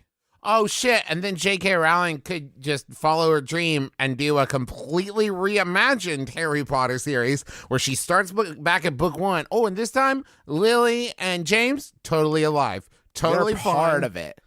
They're there. Everything's cool. Nestle close, fam. How is this flick 2 hours and 14 minutes long, fam? The boy, hey, y'all, gather close. The boy ain't in it. Yeah. The boy ain't in it in this one. That's actually how he's known in this one. The boy who doesn't appear. This is 134 minutes of boy-free material. The boy didn't saddle up for this ride, folks. It's just Eddie Redmayne opening up his suitcase and letting out, I don't know, a dog with with a tail, like a fish tail, or I don't know, like a big bird. I haven't seen the first one either. I did. I watched it on the plane when I was 3 deep in the window, and y'all, there's no way they're going to top the buck wild twist ending of that movie, which was this character has been disgraced shithead Johnny Depp the whole time. Surprise! He's had a charm cast on him to make him look like someone else, but it was the whole time disgraced piece of garbage shit Johnny Depp. Gotcha! Yeah, you did get us, I guess, Grindelwald. Grumble Gus. He's just Rumble Ghost. Jonathan Depp called David Yates, the director. He's like, "Hey, it's me, Johnny Depp. Bad news. What is it, Johnny? You're gonna have to add some more minutes." Do you remember those beasts that you said were too fantastic? You're gonna have to include them. Does Grindelwald eat the beasts? Is that his fantastic crimes? Is that Eddie Redmayne opens up his magic briefcase and the fairy hippopotamus comes out and Grindelwald eats him? Is that the fantastic crime? Just him slowly devouring every animal? Mm-hmm. I want to take my Nani to the movie theater and make this her first exposure to the Harry Potter series. So good. I want her to get on board with the HP franchise from the Crime of Grindelwald. But starting here, this is her window in. This is where it starts. We're going to sit down for 2 full Christian hours and 14 Christian minutes and watch the Crimes of Grindelwald. As they scroll across the screen doing magic hither and yon and get these beasts all riled up. If you timed it right, you could go while the sun was out and then get out in the cover of night and think that the end times have come. And then you can just say no, but then listen, there's 2 characters who are married that you haven't even met yet. They die, but their son doesn't, and he goes on a great school adventure for 8 years. I'm sitting here looking at the Rotten Tomatoes on this one, and I kid you not, it is sitting at 50%. Hollywood glitterati, our critics of this great industry we call showbiz, could not even be bothered to form an opinion. As one collective hive mind, they all shrugged and said, I don't know, the boy's not in it, but it is extremely long. This is like if you put out a Superman movie that was about when his dad was in high school, or even worse, when his dad's math teacher was in high school. And you're like, wait, you call this, where's the Superman? Well, Superman's not even born yet. Why the fuck am I watching this movie? Well, his dad's math teacher wins the science fair. It's like if the Star Wars prequels were about Emperor Palpatine's childhood friend. I don't know how Rotten Tomatoes does their system, but the last review on here says, a strangely charmless and excessively dingy film. Too long and static for anyone but the most diehard. With neither a richness of tone nor color, this is a film guaranteed to sell tickets at the cost of its own soul. And that's a positive one, apparently. Oh, wow. Rotten Tomatoes said this is a thumbs up from this particular critic. This is a plump, juicy tomato you can definitely include in your Putanesca. What's the intro this time, though? Glass Watch. We're going to watch Glass, I guess. We're gonna make and watch Glass. We're gonna blow glass. Mr. Shyamalan is back with his bold vision. His Marvel Cinematic Universe. His Marvel Cinematic Universe, which is I have to give Mr. Shyamalan credit for continuing with this project, because my man did Unbreakable back in the Halcyon days. Yes. 2000. Follow that up. Just took a brief break of 16 years. And said, hey, I got another one, but it's a secret. And I'm not going to tell you it's one of mine. One of this kind. And it was that's the best way to promote any movie, by not telling people that it might be related to a movie that they actually did like back in the past. Yeah. So this one's got Unbreakable Guy which was his formal name. Mr. Glass, of course, Samuel L. Jackson's turn. It has the Nasty Man from the movie. Angry McAvoy. Angry McAvoy, the Nasty Man from the movie that very few people watched. So he's going to be cool. It'd be like if they did Avengers and like one of the Avengers was like Elektra. And I'm also reading here that Superman is in this one. Superman's in this one. They have village monsters in this one. They got Paul Giamatti from Lady in the Water in this one. People are stoked out of their fucking Shark minds Boy, about Lava that. Girl. Wait, was that him? No, that was Robert Rodriguez, wasn't it? Yeah, it's different person altogether. Bryce Dallas Howard in 2 roles is very exciting. We're excited to see what she brings to the table. The water aliens are in this one. Yeah, water aliens in it. Asthmatic boy from Signs is in it. I'm very excited to see how he fights all the monsters, and I hear him and Nasty Man have a big tussle. So psyched for that. The ninja in the water. The ninja in the water's back. The Avatar, both The Last Airbender and the Na'vi, they're all in it. I was looking up the dates of these flicks on Wikipedia, and looking at the names of the films all together, it sounds like you're returning a faulty product. Unbreakable Split Glass. Huh. Oh, no. Guess it ain't so, huh? Because it's split glass. It's supposed to be unbreakable. I would like a full refund. Now, the character I'm worried is going to be a little overpowered in this new superhero team is The Happening. Because The Happening is the thing, and it's just a thing in the wind that makes people go wild and, do bad stuff. And it's sort of just wind. So I don't even know how they show that shit on a poster. But I'm excited. This movie's going to be so fucking badass. Do you guys ever think about the fact that M. Night Shyamalan made, I would say, some bangers early on, but then was also responsible for The Last Airbender, After Earth, The Happening, like some major, I would say, El Zilchos. I'm glad someone has the finally someone's putting that guy in his fucking place while reflecting on his former successes. Truth to Shyamalan. He obviously, much like Mr. Glass, has greatness within him, and he just needed the right people around him to help bring it out. And those people are not Mark Wahlberg, apparently. Apparently Mark Wahlberg brings out the worst. He brings out some bad stuff. Y'all eyeing my lemon drink? Hey, fellas, let me ask you this, though. Do you think post-credits, I heard a rumor, the Elevator's in it? Remember he made a Elevator movie, and that was kind of the last one where he's like, let me just get in there and make a Elevator movie. And we were like, I think it's done, bud. So do you guys think there will be a twist in this one? Some kind of twist? Where you expect it to be different, but then it's something else? I want to warn you all, if I see Freddie Prinze Jr. and Rachel Lee Cook show up, I'm going to lose my damn mind. Wait, if we're bringing back... Well, She's All That. The hit film She's All That was written by M. Night Shyamalan. What? Listen, if they show up with Stuart Little on their shoulder, I'm going to lose my damn mind. Did he write those films? Hell yeah, he did. I thought you were a Shyamalan maniac. I didn't. I didn't expect his career to have a Shyamalan twist in it. His career has one. This year, in the year of our Lord, 1999, he did The Sixth Sense. He wrote She's All That. He wrote Stuart Little. And then Hollywood was like, good year. Please have the next 20 years on us.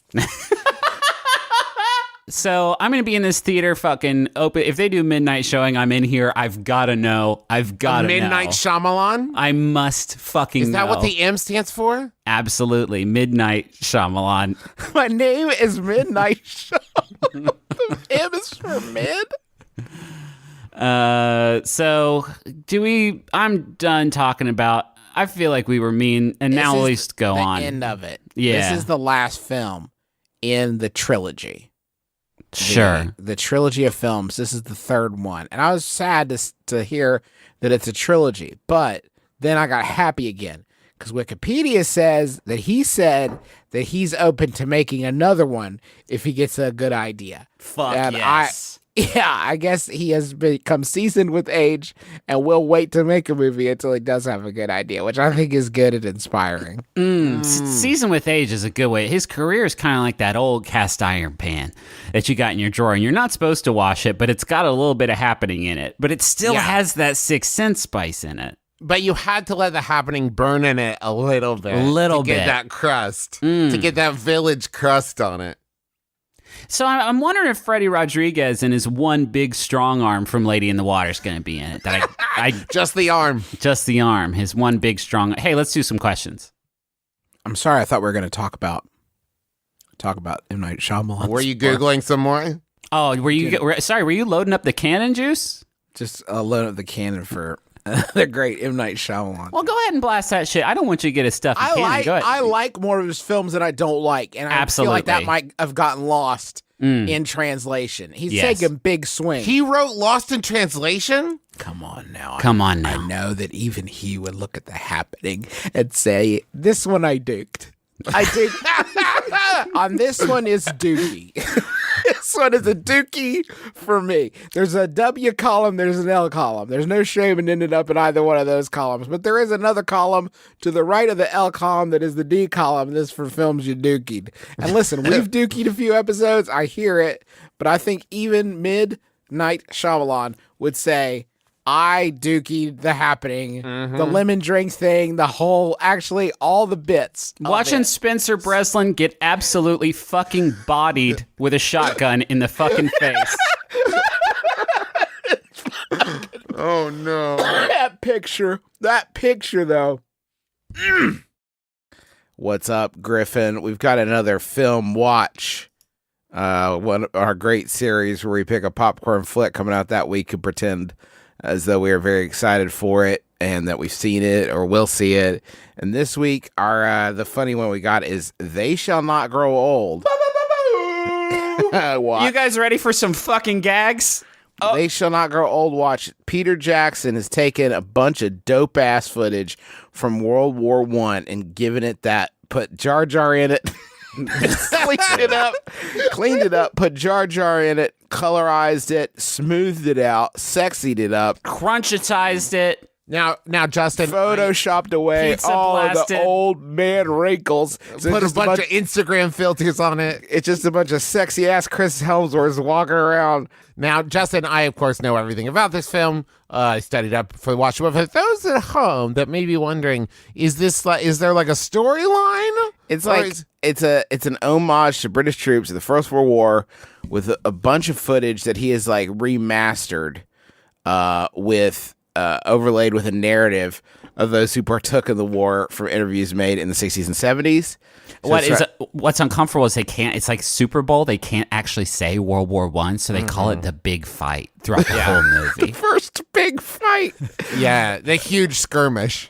I think that if you've seen this footage, it is amazing what Pete has done. He's taken this like really old grainy footage and made it feel so real, which is extremely impressive. The reviews are in on this one, and it's an amazing achievement that Peter Jackson has done, and the critics are all uniformly lining up to hail this outstanding, amazing achievement. But there's still one who's like, I don't know. I don't know. Where's the superheroes? I've seen some other movies, and of the never before seen World War I footage digitally remastered for modern audiences. This one left me feeling a little cold. So I guess the thing that's on everybody's tongues is what else can Peter put his magic touch on and remaster? What? Maybe just wars, or maybe there's other stuff. It seems like war he's got pretty much figured out at this point, so maybe it's cheaper for him to do wars. I have some footage of me making a sandwich a couple years ago, but I didn't make it interesting. I forgot to make it interesting, if I'm being honest. The sandwich or the footage? I mean, both, honestly. I would like Peter Jackson to remaster my sandwich. I'd like to see him take a pass at the War of the Roses, but not the actual one, the Kathleen Turner film. Oh. Yeah. Punch it up. Punch up that Kathleen Turner, Michael Douglas classic. Punch it. this guy can do anything, right? Pete can take a whole war and make it feel like one movie. He can take 50,000 orcs and make them feel like one army. What I would like him to do is dip into the series Supernatural, which has just crested 300 episodes. And I would love him to just bring it on in for me. What I want Pete to do, now that he's finished his World War I film documentary, I want him to just take all 300 episodes of Supernatural and just fucking bring it in. So I could get caught up on this series, see what all the fuss is about. So every other issue of Entertainment Weekly has it on the cover. I just want to get in on the hubbub, the fandom, the tumbling of this show, and I can't because there's 300 episodes, and I will be dead by the time that I watch all those back-to-back. So I just need Pete to bring it in. To bring it on home. J-Man, I'm going to do some quick math here, and let's assume that with commercial breaks, there's 45 minutes of actual Supernatural in each episode, and you're saying 300, so that's 13,500 minutes. Wouldn't it be amazing 13,500 if Michael, who's Michael? If Peter Jackson could... Who's Michael, though? I don't know. Where did Michael come from? I was thinking of Michael Jackson. If Peter Jackson... That's 225 hours of Supernatural. Right. So much show. Or... 9.3 in 1 hour. 9 and a third days of Supernatural. In 1 hour, he would have to squeeze 225 minutes into each minute of an hour-long episode to get you caught up. Math is fun. I think that... Thank you, Griffin. I agree. I think that... Can you even imagine... He did the whole war, I guess, in one flick. Uh-huh. But The Hobbit, a 300-page long book, did take 3 flicks. That's kind of a fart in the face to people who did World War I, huh?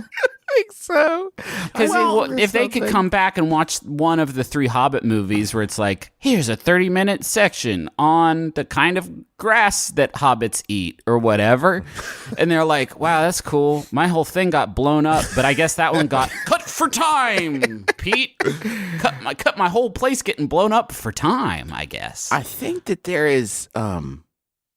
And I think this one is just coming out for one day at a limited release situation. An event release, if you will. What a hot watch we're doing. Yeah, this is a hot watch. February 1, I think, is the time that you can see this one out. Cool, man. Yeah, man. Great. Cool. Go see this flick. Let us know. Well, I mean, let Rotten Tomatoes know what you think, and we'll definitely see it that way. We are an advice program, right? So we take questions from you, our beloved audience. You can send those to MBMBaM at MaximumFun.org and send us your questions. Let us know how we can help. If you need real, actual advice, not pretend advice, or you just want to tell us a story, anything like that, you need actual advice, let us help you. That's our core competency, really, when all is said and done. And that's going to do it for us this week. That's it for our episode. A lot of just sort of talking in this one. I feel like. But we know what? Hey, wait, let me get a hand on the talking ball. Let me know. Listen, I want to talk. I just got a Google Calendar notification pop up that Kingdom Hearts 3 comes out tomorrow. And I can't believe it's actually here, folks. And I heard in this one, Mickey Mouse actually kills Sephiroth. Why didn't we do a watch on that? Why did we pick the hard one about the war that we don't know much about and have to really kind of like watch what we say? We could have talked about it's because you're so very excited for it, huh? I just can't wait to watch Mickey Mouse fight. Do you think this one, Mickey Mouse? Do you think when they're getting ready to make a new Kingdom Hearts game, they just do a deep dive on like Disney fan fiction and steal a bunch of ideas? They've stolen a lot of my Wreck-It Ralph fan fiction. Yeah. I have one where his fists grow to the size of buildings, and they're so big and sweaty. Yeah. You can't do anything with them. And they drag him around, and Elsa and Moana and Flint Rider from Tangled have to come help him carry his fists. And his pants get caught. His stupid overalls get caught on a rock and they tear off.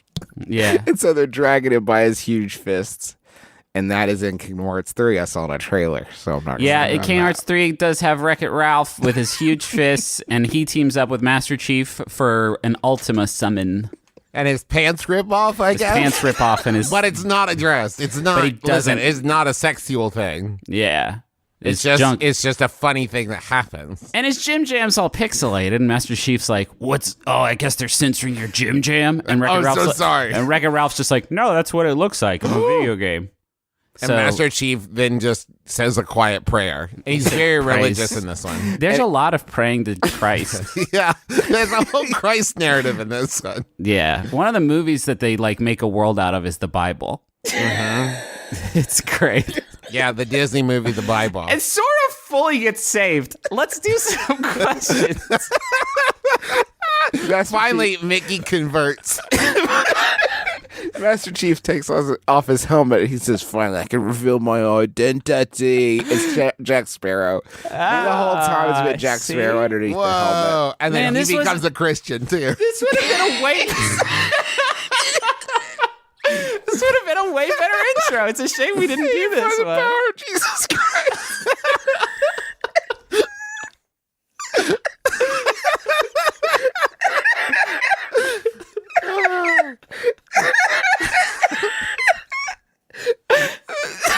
Then Tron comes out. He's doing all these crazy stunts.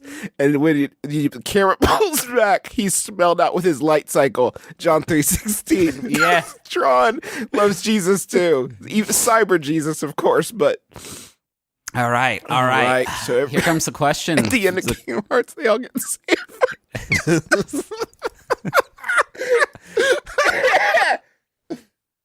Okay. Okay. No, pull it back in. Pull it back in. Oh, we were almost there. We were so close to doing our podcast that we do Here comes every the week. podcast. Let's see, then I pictured Lightning McQueen getting baptized. We can't. It's just a car, but it's a car wash. We can't. Go, read the first question. Go, come on. No, we can't do this. I can't do it. Do that. No. We can't do this. The chicken from Moana says Jesus. Okay. All right, so we're done. We're done. That's it. That's it. He swallows a Bible whole and he gets choked on it. All right, here comes the first But he question. does go to heaven. He does go to heaven. Hey. Voiced by Alan Tudyk. Do you want to see more nasty superheroes battling it out? More of those raunchy, just sweaty. I see Shazam just and his penis everywhere, and the lightning bolt obviously pointing right down to his region. Oh my God, Griffin, you have transitioned directly into, I think, a perfect opening for this week's episode of My Brother Me. It's a Shazam watch. Okay, Shazam good. watch. So Shazam the movie is coming in April 5th. Now, there looks like there might be some sneak preview showings in the Huntington area. Looking at some early reconnaissance that I have here. I've already seen it, and let me tell you my favorite part of the movie. Yes. Is that every so often someone will be walking around with Shazam and a song will start playing on the radio overhead and people will look at him and say, "What's that song?" And he has an encyclopedic knowledge of what the song is. And Shazam... Oh man, Trav, you gotta know that's a stinker. And this is the episode where you ask people for cash. Oh, I get it, because it's like the app. Oh, Boise, Trav, and you're pot committed to the stinky joke. No, because it's a real thing that happens in the movie. I know, but it's Zachary Levi as a boy who gets bigified into a superhero, and there's a lot to play with there. But you made an app pun, like a teen dad. I sure did. Can we talk about the muscles? The muscles on the Zachary Levi costume of Shazam. Shazam is a story about a beautiful boy who's learning all about being a teen, and he transforms into Chuck sometimes with the power of lightning that he has harnessed. Well, when he eats a spicy food. When he eats a spicy food, he transforms into Chuck from the show Chuck. Yes. Mm-hmm. And he just gets crazy on it. And he is having so many fun adventures. Mm-hmm. And what I could tell from the previews, he also brings, even though he is now a superhero boy with invincibility and strength or whatever, brings a normal human boy with him into dangerous situations. Yeah. Yes, as near as I can tell, he's bringing another young boy who's just learning about his teenage body. What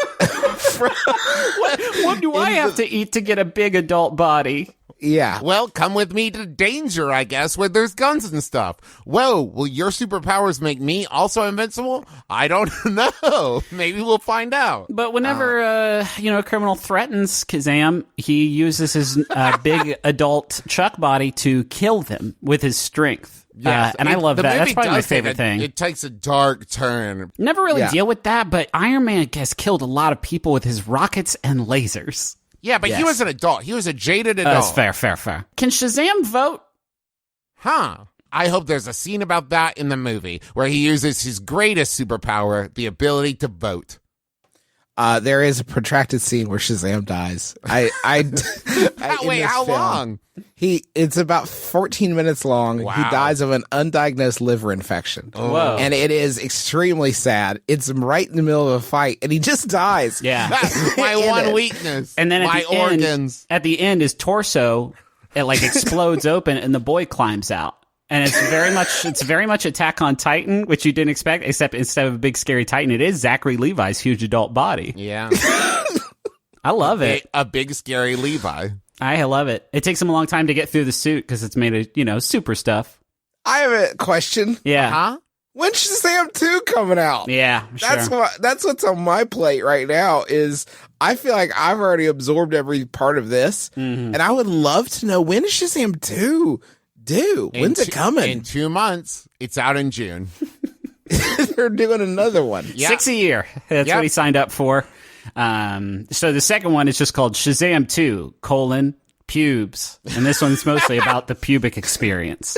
There is, okay, thank you, Griffin, for reminding me. There is a 13-minute scene earlier in the film. Just before the liver cancer. Before the undiagnosed liver infection claimed Shazam, there is an earlier scene where he marvels in his thick forest of pubic hair for roughly 13 minutes, just lifting up his golden... Off camera. Don't worry, it's very tasteful. You just watch his beautiful boyfriend, his friend boy, the young boy who brings into danger with him, sits in an adjacent room and continues to turn up the television louder and louder to try to cover the sound of his friend marveling. Whoa! Whoa! Look at it! Now I see why people call it a bush.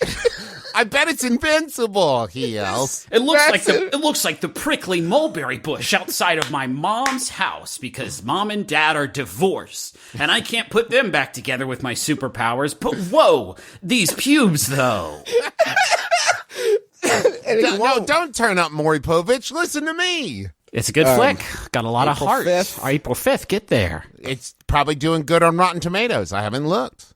Mark Strong's in it. He's a talent. I do enjoy Mark Strong. Mark Strong's a huge talent. Can we do it? Yeah, first question? Yeah, when is Shazam 2 coming out? All right. I already told you. That was the first one.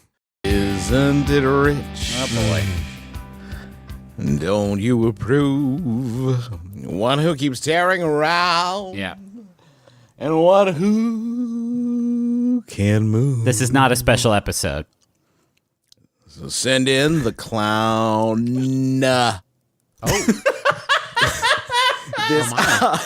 This October, the clown.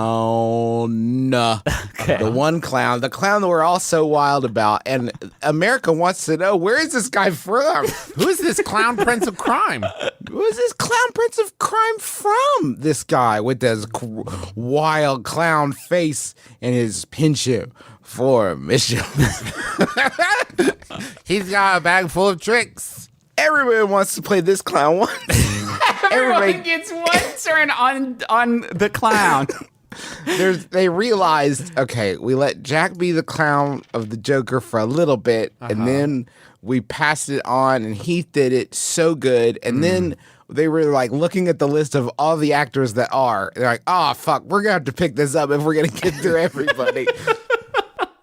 I will say, Joaquin Phoenix wrote the best essay about why he should be the next clown, and so he got to do it. He did a 3,000-word essay, and it was perfect. No more, no less. It was right at 3,000 words, and he even drew some illustrations, and that really helps. You know, it kind of put him over the top. This my brother, me. This is Joker Watch.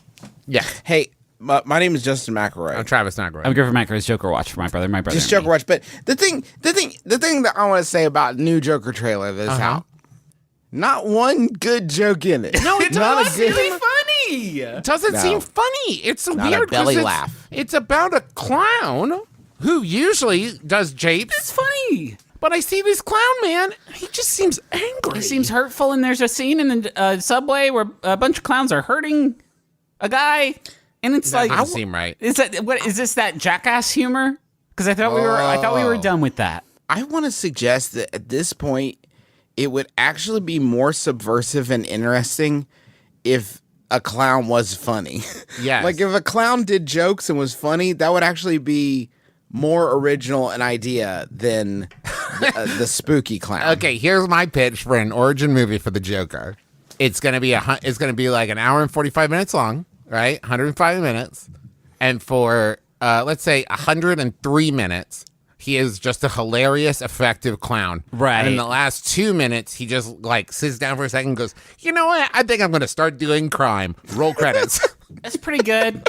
We could just or reverse that shit. End of The Dark Knight, Heath Ledger's Joker, we like CGI it or whatever, so that at the very end, the climax, the two boats don't explode or whatever. And he's like, I'm just a dog chasing a car. And then Batman like helps him up from where he fell down. And then he sits down, but he sits down on a pie. Yes. And everyone and Batman just laughs, and it makes the Joker feel good. everyone just cracks the hell up. Because he sat on a pie like a clown would do. And he's like, wait, this is more fun. But then he will have a hard time booking gigs at first. Because he'll come in and say, hey, I would like to, maybe do some slapstick jokes at your office Christmas party. And they're going to say, no, you killed a bunch of people. You blowed it up. You blew up the last party that you went to, so I don't think so. But then he'll also have a hard time adjusting because he'll be doing his set sitting on pie, sitting on another pie. And then he will cut someone's face. He'll be like, shit, that's right. That's not part of the act anymore. I'm so Can sorry. someone have a pie? Please confirm to me that Jared Leto does not know about this movie still, because we all promised we would not tell him, and I haven't personally told him that at all. No, but I want to make sure everybody he else called me yesterday and he said, Okay. there's people talking about like a joke, and I said, no way. No, you don't have to. And then they dropped the trailer, and I was like, I thought we talked about this. I thought we all agreed we weren't going to publicize this movie at all. Guys, he got a fucking tattoo on his face that says damaged. Well, he can't undo that. He could probably change it to like jamaged. Yeah, if he gets He really loves into jam. making jam, sure. Mm-hmm. Which film by director Todd Phillips, the director of Joker, has you more confident about Joker? The Hangover Part 3 or Starsky and Hutch? Between the two, which one would you say makes you feel better about both Joker? Both is a good answer. Which makes me think that maybe this is one of those cases where the trailer does not do the movie justice, and they just seem to have just picked the least funny parts of the whole movie. Right. And maybe there's like a funny bit where like there's a part where the Joker is like looking at, maybe the Joker is looking at a bad guy that he's trying to arrest, and he's just saying like, do it. And he's doing like a really funny kind of Ben Stiller thing, or maybe there's a part with a monkey. Yes. Yeah. And they were like, we can't put that in the trailer out of context. It won't make any sense. He's at the old man's funeral, and they're playing Dust in the Wind, and it's like, that's my boy Blue.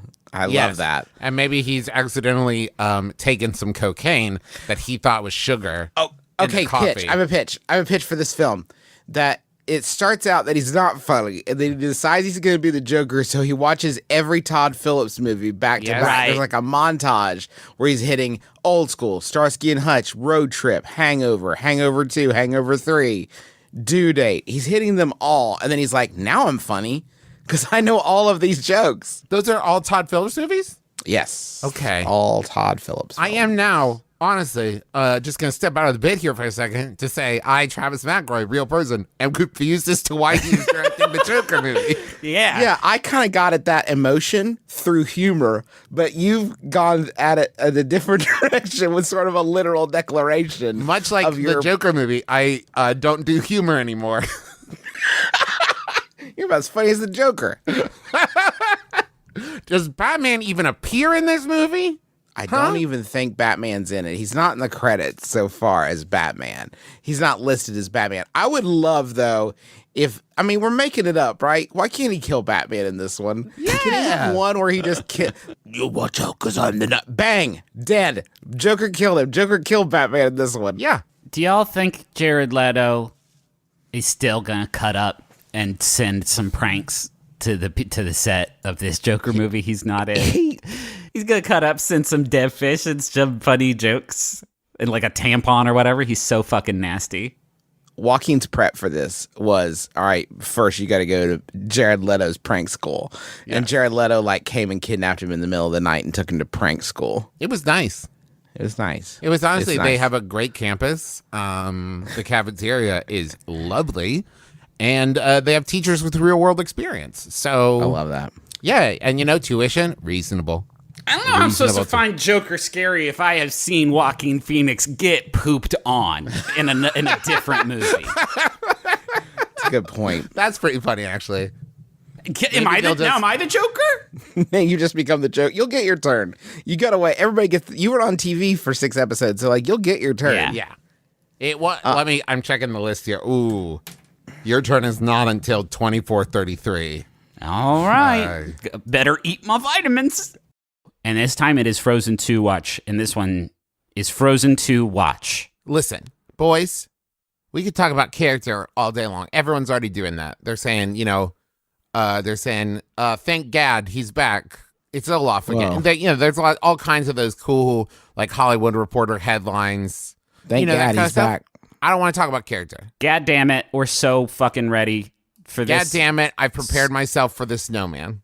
Right. Yes. What are we doing instead? Because that sounds really good to me. I want to talk about predictions. I've seen the movie, so this is going to be tough for me. Okay. Well, have you seen the movie? Did you get it at an early screening? I got the early screening for this one, and I saw all of her new powers, and it's kind of, I don't want to spoil it. I guess hold your ears for the next few seconds if you don't want to spoil, but it's fucked up how many powers they gave her in this one. Okay, here's my question, because this is one of my theories that I want to see if it pays off. All right, everyone's saying there's going to be other people with other powers, and Elsa has frozen powers, and there's going to be someone with ice or someone with fire, and somebody with I don't know, whatever fall is. Is there someone who can control human flesh? There is a fleshmancer. Okay, is what there is somebody who just has a song that's "Do you want to build a man?" Yeah, and they can do that. So most of the songs I'm glad you brought this up, and again, spoilers, but most of the songs in Frozen 2 are parodies of Frozen 1. Yeah. They are this is huge. Did they get Al? Tell me they got Al. They got Al. Al plays Magic Al, the Fleshmancer. He's in it. He's got a little Olaf, but instead of snow, it is, of course, skins and bones and muscles and muscle groups. Is and it teeth. still cute? It's, it's Disney cute. It's not really my cup of tea. I'm more of a DreamWorks guy, but it's cute as they can render it. And so there's that.